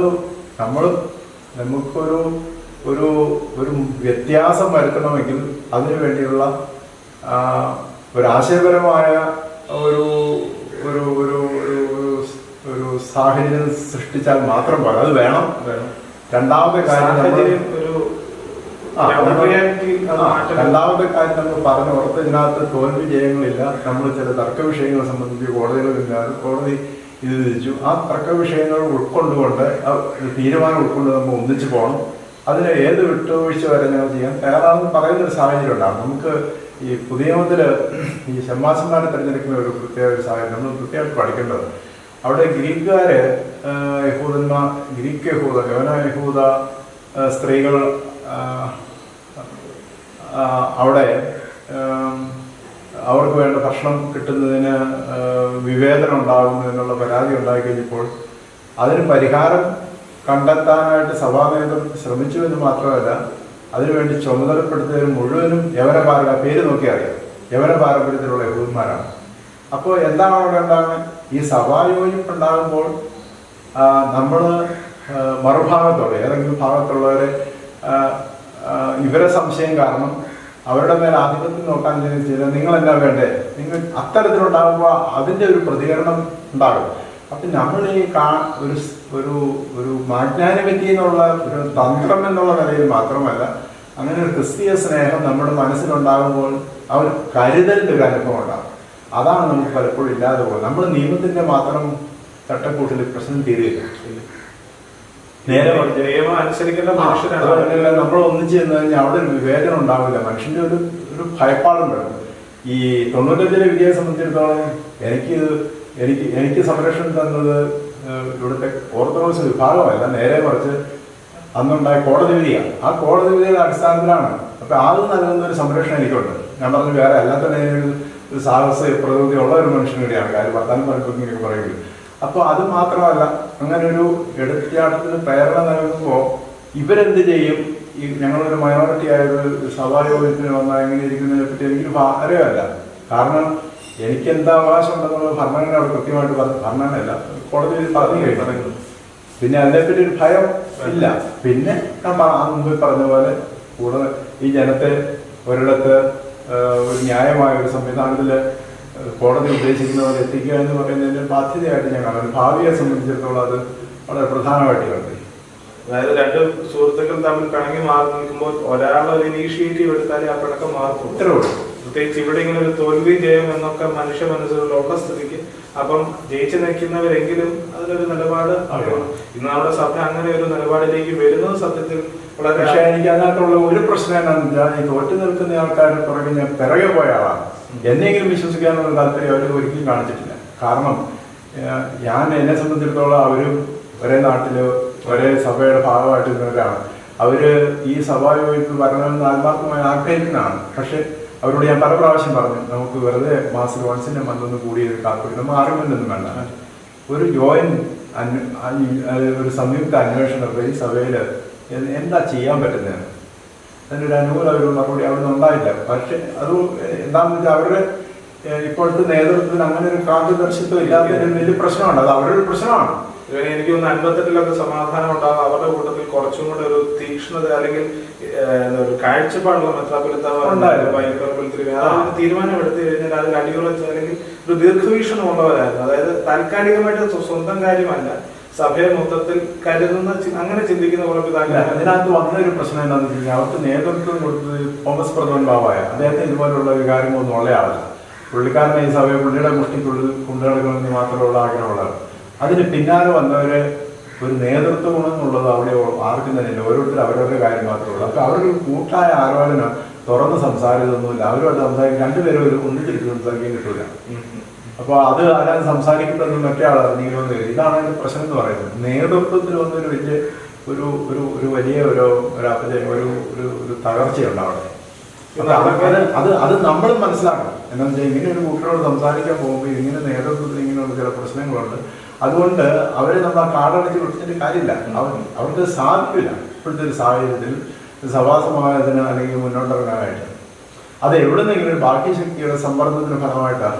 അവിടുന്ന് ഒരു ബിഷപ്പ് കഴിഞ്ഞ ദിവസം എന്നെ വിളിച്ച് പറഞ്ഞു, എനിക്ക് അടുപ്പൊക്കെ ആളാണ്, സീമനോട് പറയണം, ഒന്ന് പറഞ്ഞ് സംഗതി നല്ല ശക്തമായിട്ട് ഒരു നിലപാടെടുത്ത് പ്രശ്നം തീർക്കുന്നു. എന്താ അത് എന്നോട് പറയുന്നത് എന്താണെന്ന് വെച്ച് കഴിഞ്ഞാൽ കമ്മ്യൂണിക്കേറ്റ് ചെയ്യണേ. എന്നുവെച്ചാൽ അവരുടെ ഇടയ്ക്ക് പറയാൻ പറ്റില്ലാത്ത സാഹചര്യമാണ്. ഇങ്ങനെ ചിന്തിക്കുന്നത് ചിലപ്പോൾ പലരും കാണുന്നതിനകത്ത്. അപ്പൊ അതാണ് അതിനകത്തുള്ള പ്രശ്നം. നേതൃത്വത്തിൽ വന്ന് തകർച്ച ഒരു ഭീഷണിപ്പെടുത്തലാണ്. അതായത് ഒരു യൂണിഫിക്കേഷന് വേണ്ടിയൊക്കെ പ്രവർത്തിച്ചു കഴിഞ്ഞാൽ ഒറ്റപ്പെടുത്തി മാറ്റി നിർത്തുന്ന ഒരവസ്ഥ എനിക്ക് തോന്നുന്നു അവരുടെ കൂട്ടത്തിലുണ്ടെന്ന് തോന്നുന്നു. അതുകൊണ്ടായിരിക്കും. പിന്നെ ഇതിനകത്തുള്ള മറ്റൊരു പ്രശ്നം എന്ന് പറഞ്ഞാൽ നമുക്ക് ഇത് മുന്നോട്ട് അങ്ങനെ കൊണ്ടുപോകാൻ പറ്റില്ല. നമ്മൾ ഇത് ഇപ്പൊ പറഞ്ഞാൽ കുറച്ച് പള്ളികൾ രണ്ട് കൂട്ടരുണ്ടായിരുന്ന കുറെ പള്ളികൾ വിധി നടത്തി, ബാക്കിയുള്ളതോ അത് പിന്നെ ഇതിന്റെ പണം എവിടെയാ? ഇതേ കോടതി വിധി ഏറ്റവും അധികം എളുപ്പമായും ഏറ്റവും ചെലവ് കുറഞ്ഞും ഇംപ്ലിമെന്റ് ചെയ്യാന്ന് പറഞ്ഞാൽ കോടതിയിലെ വാദിയും പ്രതികളും ഒന്നിക്കുക എന്നുള്ളതാണ്. അതുകൊണ്ടുള്ള ഒരു പ്രശ്നമില്ല, ആർക്കും സംഭവിക്കുന്നില്ല. ആ ഒരു കൺസിലിയേഷന് വേണ്ടിയുള്ള ശ്രമം ചർച്ച എന്നുള്ള നിലയിൽ നമ്മൾ ഇനിഷ്യേറ്റ് ചെയ്യേണ്ടതാണ്. ആദ്യം തൊട്ട് പറയുന്നതാണ്. പക്ഷെ ആർക്കും അത് മനസ്സിലാവുന്നില്ല. കൈ കാശുണ്ടെങ്കിൽ ഏത് തരത്തിലും കോടതിയിൽ ഇംപ്ലിമെന്റ് ചെയ്യാനുള്ള നമുക്കുണ്ടായിരുന്നു. ഇതേ കാശ് തീർന്നില്ലെങ്കിൽ തീരും, അതോടെ കോടതിയിൽ ഇംപ്ലിമെന്റ് ചെയ്ത് നിൽക്കും. യാഥാർത്ഥ്യങ്ങളുടെ പേരിൽ കണ്ടെത്തിയിട്ട് കാര്യമില്ല. നമ്മളിത് മനസ്സിലാക്കേണ്ട കാര്യമാണ്. കാരണം ഇന്ന് പ്രത്യേകിച്ച് ഈ കോവിഡൊക്കെ വന്നതോടെ ഇപ്പൊ ദേവാലയത്തിലെ ദൈനംദിന കാര്യങ്ങൾക്ക് പോലും നമുക്ക് തികയുന്നില്ല. അപ്പോൾ ശരിക്കും നമ്മുടെ സഭയിൽ ഈ പ്രശ്നങ്ങളൊക്കെ അവസാനിപ്പിക്കണമെന്നുണ്ടെങ്കിൽ, കാരണം ഈവൻ നമ്മുടെ യുവാക്കളുടെ ഇടയിൽ പോലും ഒരുപക്ഷെ തീവ്ര ചിന്തകളുള്ളവർക്ക് ഇതൊന്നൊരു വിഷയമല്ല. പക്ഷേ കുറച്ച് ലിബറലായിട്ട് ചിന്തിക്കുന്നവർക്ക് ഇതൊരു സഭയുടെ പെർസ്പെക്റ്റീവിൽ ഇതൊക്കെ ആവശ്യമാണെന്നൊരു ചിന്തയ്ക്ക് ഒത്തിരി വളർന്നു വരുന്നുണ്ട്. പലരെയും ഇതിൽ നിന്നൊരു സഭയോട് തന്നെയുള്ള ഒരു അവേർഷനിലേക്ക് ഇത് മാറാൻ ഈ നമ്മുടെ ഒരു കലഹം ഇത് ചെയ്യുന്നുണ്ട്. അപ്പം പ്രശ്നങ്ങൾ എത്രയും ചുരുങ്ങിയ സമയത്തിനുള്ളിൽ അവസാനിപ്പിച്ച് നമ്മൾ മുമ്പോട്ട് പോകുന്നതായിരിക്കും. ഇതിനകത്തുള്ള പ്രശ്നം നമ്മുടെ കൂട്ടർക്കാർക്ക് ഒരു പക്ഷേ അത് നിന്ന് പോകും. എന്താണെന്ന് വെച്ചാൽ ഒരു ചട്ടക്കൂടും കാര്യങ്ങളൊക്കെ ഉള്ളതുകൊണ്ട് മറ്റേറെ സംബന്ധിച്ചിടത്തോളം അവർ ഡിസിൻറ്റഗ്രേറ്റ് ചെയ്യും. അത് അവർ മനസ്സിലാക്കേണ്ട കാര്യം എന്ന് വെച്ചാൽ അവർക്കൊരു ഭരണപരമായ ചട്ടക്കൂടോ ആശയപരമായ ചട്ടക്കൂടോ ആകപ്പാടുകൾ ഈ പാത്രിക സ്വഭാവം അല്ലാതെ ഒന്നുമില്ല. അങ്ങനെ ഒരു കമ്മ്യൂണിറ്റിക്ക് നിലനിൽക്കാനൊക്കില്ല. അത് അവർ മനസ്സിലാക്കേണ്ട കാര്യം. എന്താ വെച്ചാൽ ഇവര് വേണ്ട വിധത്തിൽ കൃത്യമായിട്ട് ചെയ്തില്ലെങ്കിൽ ഇത് ആ കമ്മ്യൂണിറ്റി തകരുമോ. അത് അതുങ്ങൾ എൻ്റെ ഒരു ഭാഗമാണ്. എന്നാൽ ഇത് നശിച്ചു പോകുന്നതാണ് എൻ്റെ ആഗ്രഹമല്ല. അവരുകൾ നമ്മളോട് ഒന്നിച്ചു ചേർന്ന് ഇതെല്ലാം നമ്മുടേതാണ് അത്തരത്തിലേക്ക് ആവുമല്ലേ നല്ലത്. അല്ലാണ്ട് അവരെന്തെങ്കിലും കുറെ അവിടെ ഇവിടെയൊക്കെ പൊഴിഞ്ഞു പോവുകയോ അല്ലെങ്കിൽ റിബലായിട്ട് നിൽക്കുകയോ അല്ലല്ലോ വേണ്ടത്. അത് ആ ഒരു കൺസേൺ നമുക്ക് ഉണ്ടാവേണ്ടതുണ്ട്. അതിന് ഇറ്റ്സ് റൂളിംഗ് നശിക്കുന്ന ഒരു കമ്മ്യൂണിറ്റിയാണ്. അതെ അതെ, കാരണം എനിക്ക് തോന്നുന്നു നമുക്ക് സഭ ഭരണഘടനയുണ്ട്, മറ്റു പല കസ്റ്റം ഉണ്ട്, ഒരു ലിഖിതമായ പല നിയമങ്ങളും ഉണ്ട്. എന്നാൽ യാക്കോബായ സഭയെ സംബന്ധിച്ചിടത്തോളം ഓരോ ദേവാലയങ്ങളും ഒരു ഇൻഡിപെൻഡന്റ് ഡൊമൈൻ പോലെ ആണ് ഭരിക്കപ്പെടുന്നത്. അത് ഭദ്രാസന മെത്രാപ്പൊലീത്തായിക്കോ വികാരിക്കോ പോലും വളരെ ലിമിറ്റഡ് ആയിട്ടുള്ള ചില അധികാരങ്ങൾ മാത്രമേ ഉള്ളൂ. അപ്പോൾ അങ്ങനത്തെ ഒരു സാഹചര്യത്തിൽ ഇപ്പൊ ചില കൽപ്പനകൾ പോലും പല ഇടവുകളും അംഗീകരിക്കുന്നില്ല. അങ്ങനത്തെ ഒരു സാഹചര്യത്തിൽ നേതൃത്വം നഷ്ടപ്പെട്ടു കഴിഞ്ഞാൽ ദിശ തെറ്റിപ്പോകുന്ന ഒരു കപ്പൽ പോലെ ആകാം യാക്കോബായ സഭ കുറച്ച് കഴിയുമ്പോൾ. അല്ല, ഇതിനകത്തുള്ളൊരു പ്രശ്നം എന്താണെന്ന് വെച്ച് കഴിഞ്ഞാൽ വന്നിരിക്കുന്നു അതിനകത്ത് ഈ അധികാര സ്ഥാനങ്ങൾ തമ്മിൽ നിർവചിക്കുവാൻ സാധിക്കാത്തൊരു സാഹചര്യം അവിടെയുണ്ട്. കാരണം പാത്രിക സ്വഭാവം ഇന്ന കാര്യങ്ങളിൽ ഇവിടെ ഇടപെടും. ഇതിനകത്ത് നമ്മുടെ 36 ഭരണഘടനയ്ക്കകത്ത് എഴുതിയിരിക്കും അദ്ദേഹം ഇന്ന കാര്യങ്ങൾ ഇടപെടാം. അങ്ങനെ എഴുതാൻ പറ്റില്ല അവരുടെ ഇടയ്ക്ക്. അപ്പോൾ ഒരു നിരുപാധികമായ ഒരു അധികാരമാണ് അന്ത്യോക്യ പാത്രിക സഭയ്ക്ക് കൊടുത്തത്. അപ്പൊ അങ്ങനെ കൊടുത്തവർക്ക് ഇല്ലാത്ത ഒരു വിഷയം എന്ന് പറയുന്നത് ഈ അധികാര ബന്ധങ്ങളിൽ നിർവചനം ഇല്ലാതെ ക്ലാരിറ്റി ഇല്ല. അപ്പൊ അദ്ദേഹത്തിന് ഇവിടെ ഏതെങ്കിലും കാര്യത്തിൽ ഇന്ന കാര്യങ്ങൾ ഇടപെടാതെ അപ്പൊ ബാക്കി അധികാരത്തിന് തടയുകയാണ്. അപ്പൊ അങ്ങനെ ചിന്തിക്കുന്നിടത്തോളം കാലം ഒരു ഈ അവ്യക്തത ഇവിടെയുണ്ട്.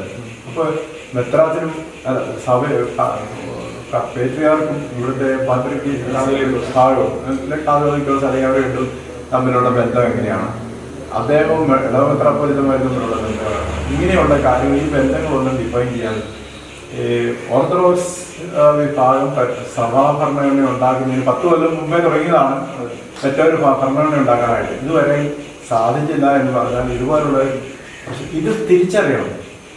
ഒരു വ്യവസ്ഥാപിതമല്ലാത്ത അധികാര ബന്ധം അന്ത്യോക്യ പേട്രിയാർക്കുമായിട്ടുണ്ടെങ്കിൽ ഇവിടെ ഒരിക്കലും ഒരു ചർച്ചിന് ഒരു സ്വതന്ത്രമായിട്ട് അല്ലെങ്കിൽ വേണ്ട രീതിയിൽ നിലനിൽക്കാൻ സാധിക്കില്ല. അതൊക്കെ ഈ 5-6 വർഷം ഞാൻ ഈ ഒന്നിച്ചിരുന്ന കാര്യങ്ങൾ കൃത്യമായിട്ട് പഠിച്ചതാണ്. ഞാൻ താമസിച്ചുകൊണ്ടിരുന്ന അന്നത്തെ ശ്രേഷ്ഠ ബാബയുടെ കൂടെയാണ്. അദ്ദേഹത്തിന്റെ ജീവിതാനുഭവങ്ങൾ അദ്ദേഹത്തിന് അതുമായിട്ട് പല കൽപ്പനകളിലും തിരുമേനി ആ കാര്യമൊക്കെ പരാമർശിച്ചിട്ടുണ്ട്. അപ്പൊ അത് നമ്മൾ ചില കാര്യങ്ങൾ മനസ്സിലാക്കേണ്ട കാര്യമാണ്, തിരിച്ചറിവുകൾ ഉണ്ടാകേണ്ടതാണ്, ചരിത്രത്തിൽ നിന്ന് പഠിക്കുന്നുണ്ട്. എനിക്ക് തോന്നുന്നു ഈ പാത്രിയാർക്കീസ് ബാവ എന്ന് പറയുന്ന അവരുടെ ഒരു വികാരമാണ്, അതിനെ ഞാൻ ചോദ്യം ചെയ്യുന്നില്ല. പക്ഷെ ഈ തിരുമേനിപ്പം പറഞ്ഞ അധികാരങ്ങളൊന്നും നിർവചിക്കപ്പെട്ട് മുമ്പോട്ട് പോയില്ലെങ്കിൽ എപ്പോഴും കൂടെ ഇപ്പം ഗ്രാനായ സഭയുടെ കാര്യം തന്നെ എടുത്തു കഴിഞ്ഞാൽ പാത്രിയാർക്കീസ് ബാവ ആണ് അവരുടെ ഒരു ഹെഡായിട്ട് കാണുന്നു. എന്നാൽ അവിടെ ഇപ്പോൾ 2 ഗ്രൂപ്പ്, ഇപ്പൊ നമ്മുടെ സഭയിൽ സംഭവിച്ചതുപോലെ തന്നെ അവിടെ ഒരു സീനിയർ മെത്രാപ്പൊലീത്ത, ഒരു ജൂനിയർ മെത്രാപ്പൊലീത്ത, ഇവര് തമ്മിലൊരു കലഹം. അതിൽ പാത്രിയാർക്കീസ് ബാവ ഒരു ഭാഗത്തെ സപ്പോർട്ട് ചെയ്യുന്നു. അങ്ങനെ ഒരു കൃത്യമായ ഒരു ഭരണഘടന ഉണ്ടായിട്ട് പോലും അവരുടെ അവസ്ഥയിലാണെങ്കിൽ നമ്മൾ എന്താ പറയുക, ഒരു വ്യവസ്ഥാപിതമല്ലാത്ത രീതിയിൽ വീണ്ടും പാത്രിയാർക്കീസിനെ ഇങ്ങോട്ടേക്ക് ഒരു ക്ഷണിച്ചൊരു ഇതിലേക്ക് വന്നു കഴിഞ്ഞാൽ പ്രശ്നങ്ങൾ വീണ്ടും ഉണ്ടാകത്തില്ല. തീർച്ചയായിട്ടും അത് നമ്മൾ വളരെ കൃത്യമായിട്ട് നമ്മൾ ചിന്തിക്കുന്നുണ്ടല്ലോ. ഇവിടുത്തെ ഈ പേട്രിയാർക്ക് തന്നെ ഈ ഭരണഘടനയുടെ ഉള്ളിൽ നിന്നുകൊണ്ട് മാത്രം ഭരണഘടന സഭ അംഗീകരിക്കുന്നുള്ളൂ. മറ്റവരെ സംബന്ധിച്ചിടത്തോളം ഈ ഭരണഘടനയ്ക്ക് ആദ്യം തന്നെ പേട്രിയാർക്ക് കൂടുതൽ അധികാരമുണ്ട്. നമ്മൾ ഈ ഭരണഘടന പോലെയല്ല. ഇതിനകത്ത് നമുക്ക് ചില പ്രത്യേക സാഹചര്യം പേട്രിയാർക്കിനെ വിളിക്കുമ്പോൾ അദ്ദേഹത്തിന് ഫംഗ്ഷൻ. അപ്പൊ അങ്ങനെ ഒരു ബന്ധമല്ല ഈ ജ്ഞാനായ ഉദ്രാസനത്തിലുള്ളത്. അപ്പൊ അദ്ദേഹം കൂടുതൽ ഇടപെടാനുള്ള സാധ്യതയുണ്ട്. ഈ ഇടപെടലുകൾ ബുദ്ധിമുട്ടുണ്ടാക്കുന്നു എന്നുള്ളതിന് ഈവൻ ശ്രേഷ്ഠ കാതോലിക്ക തന്നെ കഴിഞ്ഞാൽ പറഞ്ഞത് ഇരുമ്പുലൊക്കെ പ്രയോഗം, ഇരുമ്പ് തോകം. അപ്പൊ ഇത് എന്തുകൊണ്ടാണ് പറഞ്ഞത്? ഇതെന്താ സംഭവിക്കുന്നതെന്ന് വെച്ചാൽ ഭരണ കേന്ദ്രം എന്ന് പറഞ്ഞാൽ ഏറ്റവും പ്രധാനപ്പെട്ട സഭാ മേലധ്യക്ഷനാണല്ലോ ഇവിടുത്തെ കാര്യങ്ങളാണ്. അദ്ദേഹവും പേട്രിയാർക്കുമായിട്ടായിരിക്കും എപ്പോഴും കോൺഫ്ലിക്റ്റ് വരുന്നത്. താഴെയുള്ള ബിഷപ്സ് ആരെങ്കിലും ഒക്കെ ഈ കുറുക്ക് ബന്ധം കാണിക്കും. അപ്പൊ അങ്ങനെയാണ് ഈ പ്രശ്നങ്ങളെല്ലാം ഉണ്ടാകുന്നത്. അത് ഏറ്റവും കണ്ടിന്യൂ. അത് അവര് മനസ്സിലാക്കുകയാണെങ്കിൽ നല്ലതാണ്. അത് അവർ മനസ്സിലാക്കുന്നില്ല. പക്ഷേ ഈ തീവ്രമായ ഒരു അന്ത്യോക്യ വികാരം സത്യത്തിൽ വിവേകത്തെക്കാൾ ഉപരി ഇതിനെ ഒരു വികാരമായിട്ട് കണ്ടതുകൊണ്ട് എനിക്ക് എത്രത്തോളം മനസ്സിലാക്കുമെന്ന് എനിക്കറിയാം. അല്ലല്ല, അതിനുള്ള ഒരു പ്രശ്നം എന്താണെന്നറിയാമോ? ഈ വികാരം സൃഷ്ടിക്കുന്ന വികാരമാണ്. അത് എന്തിനാണെന്ന് ചോദിച്ചു കഴിഞ്ഞാൽ അത് അങ്ങനെ പറഞ്ഞാണ് മനുഷ്യന് കൂടെ നിർത്താനൊക്കെ ഉള്ളൂ. അതിനുവേണ്ടി തന്നെയാണ് അവർ തന്നെ കഴിഞ്ഞ തലമുറ പറഞ്ഞ മെത്രാൻ പറഞ്ഞോ ഈ അന്ത്യോക്യക്കാർ വലിയ ഗുണമൊന്നുമല്ല, പക്ഷെ ഇവരുമായിട്ട് ഏറ്റുമുട്ടണമെങ്കിൽ അവരുടെ സഹായം വേണം. അതായത് ഇവിടെയുള്ള ഈ വടംവലിക്ക് അന്ത്യോക്യ പാത്രികസ് കൂട്ടു നിർത്തി ആ ന്യായം പറഞ്ഞ് മനുഷ്യരെ കൂട്ടു നിർത്താമെന്നായി പറയുന്നത്. അപ്പൊ അദ്ദേഹം ആത്യന്തികമായിട്ട് ഇവരുടെ ആവശ്യത്തിന് വേണ്ടി പുള്ളിക്കുന്ന ഒരു മനുഷ്യനായി തീരുകയാണ്. അത് ഏതെങ്കിലും ഞാൻ പറഞ്ഞ അദ്ദേഹത്തിൻ്റെതായ ഇടപെടലില്ല എന്നുള്ളതല്ല, ആ ഇടപെടിക്കലുകൂടിയാണ് ആവശ്യം. ഇവിടെ ഒന്നിച്ച് ഇടപെടാൻ ആരും ഒന്നിച്ചും പോകില്ല. അപ്പോൾ ഇവിടെ ഓരോ കാര്യങ്ങൾക്ക് അവരുടെ അധികാര സ്ഥാനങ്ങൾക്ക് വേണ്ടിയിട്ട് ഇദ്ദേഹത്തെ ഉപയോഗിക്കുന്നതാണ്. അപ്പൊ തന്നെ ഇന്നലെ കണ്ടു കാണാം, അവിടെ തന്നെ പല ഒത്തിരി ഇഷ്യൂസ് ഉണ്ടാകുന്നു. അപ്പം ഈ മാർക്കോസിനും അല്ലെങ്കിൽ അവിടെയൊക്കെ പല ഫിനാൻഷ്യൽ ആയിട്ടുള്ള ചില കാര്യങ്ങൾ പാർട്ടിക്കെതിരെയൊക്കെ വരും. അപ്പോൾ അങ്ങനെയൊക്കെയുള്ള ഒരു സ്ഥാപനത്തെ വീണ്ടും നമ്മൾ ഒത്തിരി തിരുവേനി പറഞ്ഞു കഴിഞ്ഞു. എന്നാലും അത് യാക്കോബക്കാർ തിരിച്ചറിയണം. ആ ഒരു അധികാരത്തെ നമ്മൾ ബഹുമാനിക്കുകയും ആദരിക്കുകയും ചെയ്യുമ്പോൾ തന്നെ ഒരു ഡെഫിനിഷനിലൂടെ ആണ് ആ ബന്ധം മുമ്പോട്ട് പോയില്ലെങ്കിൽ അത് എന്നും ഒരു കലഹത്തിനുള്ള ഒരു റീസൺ ആയിട്ട് അത് എന്താണെന്ന് വെച്ചാലേ അവരൊരു ട്രൈബൽ കമ്മ്യൂണിറ്റിയിൽ വന്നിരിക്കുന്ന ഒരു വലിയൊരു എക്സ്പോഷർ ഇഷ്യൂ, ആൾക്കാരൊക്കെ ഒത്തിരി പുറത്തേക്ക് പോകുന്ന ഒരു പുതിയ കാലം. അപ്പൊ അത് അവിടെ കിട്ടുന്ന പണം എങ്ങനെ ചെലവാക്കും? നമ്മുടെ നാട്ടിലും ആ പ്രശ്നമുള്ളവരുണ്ട്.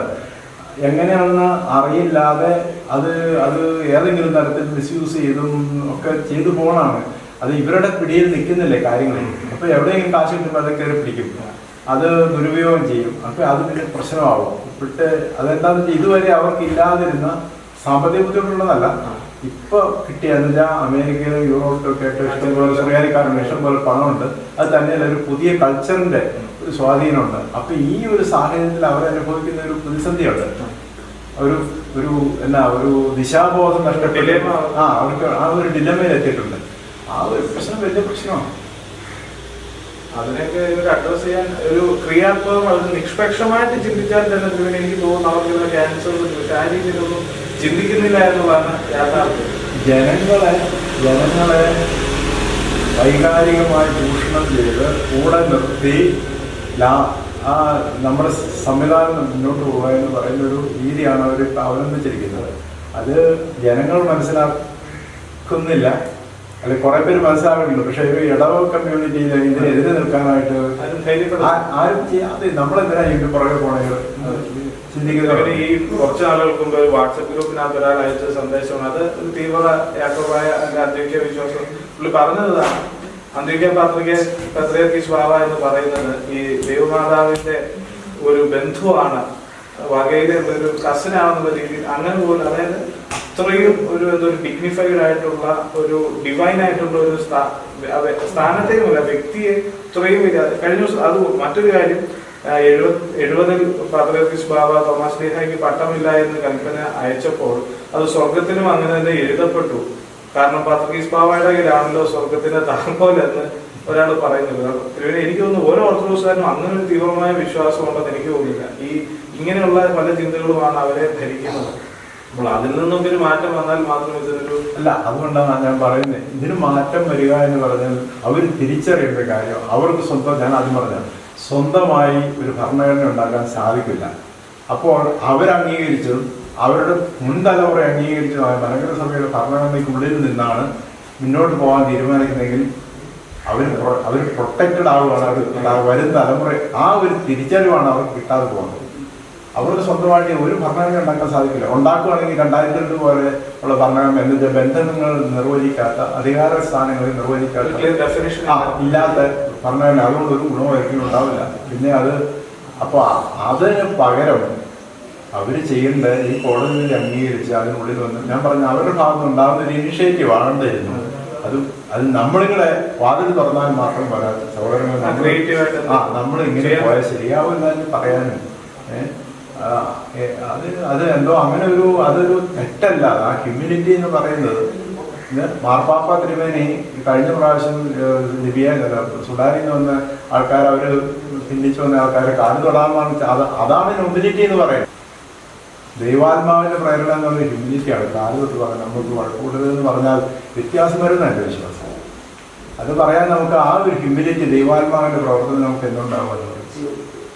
പിന്നെ അതുപോലെ തന്നെ ഈ സഭാ സമാധാനങ്ങൾക്ക് ഈ പല രാഷ്ട്രീയ ഇടപെടലുകളും ഒരു തടസ്സം നിൽക്കുന്നുണ്ടോ? കാരണം ഈ അടുത്തിടെ നമ്മളൊരു MLA തന്നെ അങ്ങനെ ഒരു പ്രസ്താവന തരത്തിലൊരു സഭാവേദിയിൽ പ്രസംഗിച്ചതായിട്ട് കേട്ടു. അതായത് സഭയിൽ സമാധാനം ഉണ്ടാകാതെ 2 ക്ലാൻസ് ആയിട്ട് ഇങ്ങനെ അടിച്ച് മുമ്പോട്ട് പോകണമെന്ന് രാഷ്ട്രീയ പാർട്ടികളൊക്കെ ചിന്തിക്കുന്നുണ്ടോ?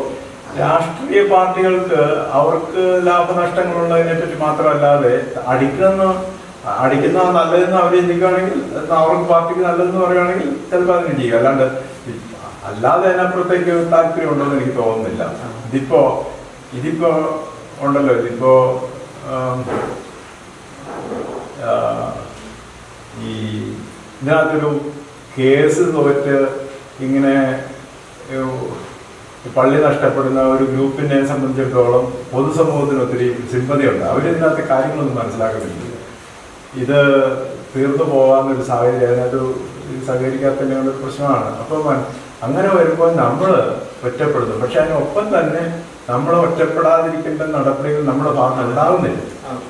അത് എന്താണെന്ന് വെച്ചാൽ മറ്റുള്ള സഭകളെ ആയിട്ട് നമ്മൾ ബന്ധം പുലർത്തുവാൻ കാര്യങ്ങൾ ഞാൻ പറഞ്ഞ ഇപ്പോൾ കർദിനാൾ വന്ന് അല്ലെങ്കിൽ എക്സോറുമായി ചർച്ചയിൽ വരുമ്പോൾ ഇതിനകത്ത് ഇങ്ങനെയൊക്കെ നിങ്ങൾ പ്രശ്നം തീർത്തോളം ഞാൻ പറഞ്ഞാൽ ഇട്ട് കൊടുക്കണം, നിങ്ങൾ തീർത്തോ, ഇതാണ് കോടതി വിധി, എങ്ങനെയാണ് തീർക്കേണ്ടതെന്ന് വെച്ചാൽ നിങ്ങൾ തീർത്തോ. ഞാൻ പറഞ്ഞ അങ്ങനെ പറയുമ്പോൾ എന്നാണെന്നറിയോ, അവർക്ക് ആ റെസ്പോൺസിബിലിറ്റി ഏറ്റെടുക്കുകയാണെങ്കിൽ അവരോട് മറ്റവരോട് പറഞ്ഞ് ഈ പ്രശ്നം തീർക്കാൻ പറയേണ്ടവരില്ല. അപ്പം ഞാൻ പറയുന്നത് നമ്മൾ അങ്ങനെ ഒരു ഇമ്പോസിബിലിറ്റി വരുമ്പോൾ അവർ ഇട്ടേച്ച് പോക്കോളും. ആ അപ്പൊ അതിന് പകരം നമ്മള് അത് ഇവർക്കെല്ലാം നമ്മളോട് അകൽച്ചയാണ് എന്ന് മനസ്സിൽ ചിന്തിച്ചുകൊണ്ട് നമ്മളൊന്നും ചെയ്യരുതെന്നാണ്. അത് പൊതുസമൂഹത്തോടുള്ള നമ്മുടെ സമീപനത്തിൽ ഈ ഹ്യൂമിലിറ്റിയും ഒക്കെ നമുക്ക് ഉണ്ടാകും. തിരുവേനി പറഞ്ഞ വിഷയങ്ങൾ സത്യത്തിൽ ഒത്തിരി സഭാ സമാധാനത്തിന് അനുകൂലമായ ചിന്തകളാണ്. കാരണം ഈ സമാധാനം എന്ന് പറയുമ്പോൾ തന്നെ അതിനെ ചില മുദ്രകുത്തലുകളൊക്കെ നടക്കുന്നുണ്ട് സഭയ്ക്കകത്ത്. അപ്പോൾ അതൊക്കെ ഒഴിവാക്കി എല്ലാവരും ഒരു നല്ല രീതിയിൽ ചിന്തിച്ചു തുടങ്ങിയ ഒരു പക്ഷേ തിരുവേനി ആഗ്രഹിക്കുന്ന രീതിയിൽ ഒന്നായി നല്ലൊരു സഭയിൽ സത്യത്തിൽ തിരുവേനി കാഴ്ചപ്പാട് തന്നെയാണ് ബഹുഭൂരിപക്ഷം ജനങ്ങളുടെ. പക്ഷെങ്കിൽ പെട്ടുപോകുന്ന പല വിഷയങ്ങളും. അതായത് സമാധാനം എന്ന് പറയുന്നത് കോടതി വിധി വേണ്ട, ഭരണഘടന വേണ്ട, അങ്ങനെ ഇതിനെ ചിത്രീകരിക്കും. ഈ സമാധാനം എന്ന് പറയുമ്പോൾ ഈ തിരുവേനിക്ക് ഉദ്ദേശിക്കുന്ന സമാധാനം ഇതൊന്നും വേണ്ട. നേരെ തിരിച്ചാണ്. ഈ ഒരു ചട്ടക്കൂടിലെ സമാധാനം ഉണ്ടാവുകയുള്ളൂ. എന്താണെന്ന് വെച്ചാൽ ഇപ്പൊ നമുക്കുള്ളൊരു ഭരണഘടന അവർക്ക് അംഗീകരിക്കുന്ന മുറയ്ക്കാനുള്ള സമാധാനം ഉണ്ടാകണേ. അവർക്ക് സ്വന്തമായിട്ട് ഉണ്ടാക്കാൻ സാധിക്കില്ല. അപ്പോ അത് കഴിഞ്ഞ തലമുറയിലെ വലിപ്പുറം തിരുമേനി തൊട്ട് അവർക്കുണ്ടല്ലോ അന്ന് പത്രികശീലുണ്ടാകുന്ന ഉത്തരവാദിത്തമാരെല്ലാം അംഗീകരിക്കുന്നത് പള്ളികൾക്ക് എഴുതിയതാണ് നിങ്ങൾ ഈ ഭരണഘടന. അപ്പൊ അങ്ങനെ ആ ഒരു മനസ്സ് അവർക്കുണ്ടായിരുന്നെങ്കിൽ തീർച്ചയായിട്ടും ഇപ്പോഴുള്ളവർക്ക് അത് ഉണ്ടാകേണ്ടതാണ്. അതിന്റെ പേരിലൊരു ഭിന്നത ആവശ്യമില്ല. ഞാൻ ഈ ഒരു പോയിന്റിലാണ് സത്യത്തിൽ പലരെയും തെറ്റിദ്ധരിക്കപ്പെടുന്നത്.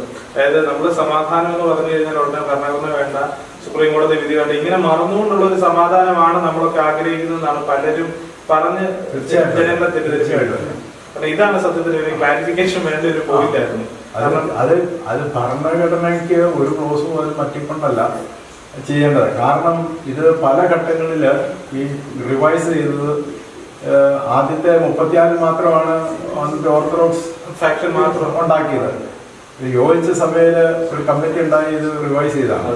രണ്ടാമത് കോടതിയിൽ വന്ന് വീട്ടിൽ രണ്ടു കൂട്ടരോടും അന്നും പ്രപ്പോസൽസ് കൊടുത്താൽ വേണ്ടി ഒന്നും അവിടെ പാത്രികീസിന്റെ സ്ഥാനത്തെ പറ്റി പാത്രികീസേഷക്കാർക്കൊന്നും പറയാനില്ലായിരുന്നു. വീണ്ടും ഇപ്പൊ അത് പറയുന്നത് ശരിയല്ലല്ലോ.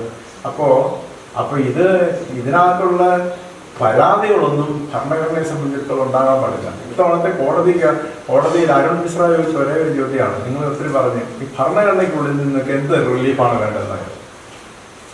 ഭരണഘടന വിഷയത്തിൽ എന്ത് വിവാദമാണ്, പിന്നെ അവർക്ക് ഇങ്ങനെ അനുകൂലമായിട്ട് കോടതി ചെയ്യണം. അത് ഈ ഭരണഘടനയ്ക്കുള്ളിൽ നിന്നുകൊണ്ടുള്ള എന്തെങ്കിലും റിലീഫാണെങ്കിൽ അവർ മനസ്സിലാവും. നിങ്ങൾക്ക് അതിനെപ്പറ്റി പരാതി ഇല്ലെങ്കിൽ പിന്നെ നിങ്ങൾ ഇത് വേണ്ടാന്ന് പറഞ്ഞാൽ എങ്ങനെയാ? ഇത് പല കോടതി അംഗീകരിച്ച് സഭ മുഴുവൻ അംഗീകരിച്ചതാണ്.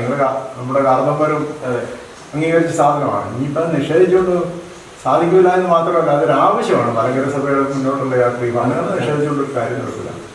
സത്യത്തിൽ നമ്മുടെ ഏകദേശം 1 മണിക്കൂറോളം അഭ്യുന്ന തിരുമനസ്സുമായിട്ട് പല കാര്യങ്ങളും എനിക്ക് ഞാൻ ആദ്യമായിട്ടാണ് അഭ്യുന്ന തിരുമേനിയുമായിട്ട് സംസാരിക്കുന്നത്. ഇങ്ങനൊരു എനിക്കും പല കാര്യങ്ങളും തിരുമേനിയുടെ വിയോജിപ്പ് ഉണ്ടായിരുന്നു എന്നുള്ളത് ഞാൻ തുറന്ന് സമ്മതിക്കുകയാണ്. കാരണം തിരുമേനി ഏത് രീതിയിലാണ് സമാധാനത്തെ കുറിച്ച് പറയുന്നതെന്നൊക്കെ ഒത്തിരി തെറ്റിദ്ധാരണ എല്ലാവർക്കും ഉണ്ടായിരുന്നു. തിരുമേനി അത് ഞാൻ തുറന്നു പറയുകയാണ്. അപ്പോൾ പക്ഷെ എന്നാൽ ഈ ഒരു മണിക്കൂർ കൊണ്ട് എന്താണ് സത്യത്തിൽ സമാധാനം, അത് എല്ലാവരും ആഗ്രഹിക്കുന്ന സമാധാനത്തിന്റെ അതേ കാഴ്ചപ്പാട് തന്നെയാണ് അഭ്യുന്ന തിരുമേനി. അതായത് നിയമപരമായി ഭരണഘടനയും നമ്മുടെ മറ്റ് കോടതി വിധികളും ഒക്കെ അംഗീകരിച്ചുകൊണ്ടുള്ള ഒരു സമാധാനമാണ് തിരുമേനി ആഗ്രഹിക്കുന്നത്. അതുപോലെ തന്നെ നമ്മുടെ സഭയുടെ പല കാലികമായി നമ്മുടെ സഭയ്ക്ക് വേണ്ടതായ പല മാറ്റങ്ങളെ കുറിച്ച് അഭ്യുന്ന തിരുമേനി പറഞ്ഞു. എനിക്ക് തോന്നുന്നു ഇത് ഒത്തിരി പേർക്ക് വിജ്ഞാനപ്രദമാണ് നമ്മുടെ ഈ 1 മണിക്കൂറിന്റെ ഈ ഒരു സംസാരം. അഭ്യുന്ന തിരുമേനി എനിക്ക് തോന്നുന്നു മറ്റ് ഒത്തിരി തിരക്കുകൾ നമ്മുടെ സ്കൂളിന്റെ ഒക്കെ ഒത്തിരി കോളേജിന്റെ ഒക്കെ ഒത്തിരി തിരക്കുകളുണ്ട്. എന്നാലും വിളിച്ചപ്പോൾ തന്നെ തിരുമേനി ഇങ്ങനെ ഒരു ഇത് സംസാരിക്കാൻ ഒരു അവസരം തരിക എന്ന് പറഞ്ഞാൽ ഞങ്ങളെ സംബന്ധിച്ചിടത്തോളം വലിയൊരു അനുഗ്രഹവും ഭാഗ്യവുമാണ്. അത് ഞങ്ങളും ഉദ്ദേശിക്കുന്ന തിരുമേനി ആരെങ്കിലും ഒരാളെങ്കിലും ഇതിന്റെ സത്യാവസ്ഥ ഒരാൾ കൂടുതലെങ്കിലും അറിഞ്ഞാൽ അത്രയും നമ്മുടെ സഭയ്ക്ക് നല്ലതാണ്. അങ്ങനെ ഒരു ആഗ്രഹത്തിന്റെ പുറത്താണ് തിരുമേനി സമീപിച്ചത്. തിരുമേനിയും വളരെ പോസിറ്റീവായിട്ട് ഒരു തിരുമേനി കൂടുതൽ ഒന്ന് ചോദ്യം പോലും ചോദിക്കാതെ തിരുമേനി സമ്മതിക്കായിരുന്നു. ആ സത്യത്തിൽ ഞാൻ തിരുമേനിയെ വിളിക്കണമെന്ന് ആഗ്രഹം, എനിക്ക് പേടിയായിരുന്നു വിളിക്കുന്നത്, കാരണം മറ്റൊരാളെ ഏൽപ്പിച്ചു. കാരണം തിരുമേനിയെ കുറിച്ച് ഞാൻ ഇതുവരെ ഇടപെട്ടിട്ടില്ല, എങ്ങനെയാണെന്ന് എനിക്കറിയത്തില്ല. അപ്പോൾ എന്നാൽ നമ്മൾ മനസ്സിൽ എങ്ങനെ ഉണ്ടായിരുന്നു അതിൽ നിന്ന് നേരെ വിഭിന്നമായി നമ്മുടെ ആശയങ്ങൾക്കും സംശയങ്ങൾക്കും വളരെ കൃത്യമായി മറുപടി തന്ന ഇത്രയും സമയം നമ്മുടെ അബന്ധവശമായ പേജിന്റെ എല്ലാ കാഴ്ചക്കാർക്കും ഇത്രയും സമയം മാറ്റിവെച്ച കണ്ടനാട് ഈസ്റ്റ് ഭദ്രാസനത്തിന്റെ അഭ്യർത്ഥന ഡോക്ടർ തോമസ് മാർ അത്തനാസിസിനുള്ള എല്ലാ നന്ദിയും സ്നേഹവും അറിയിക്കുന്നു.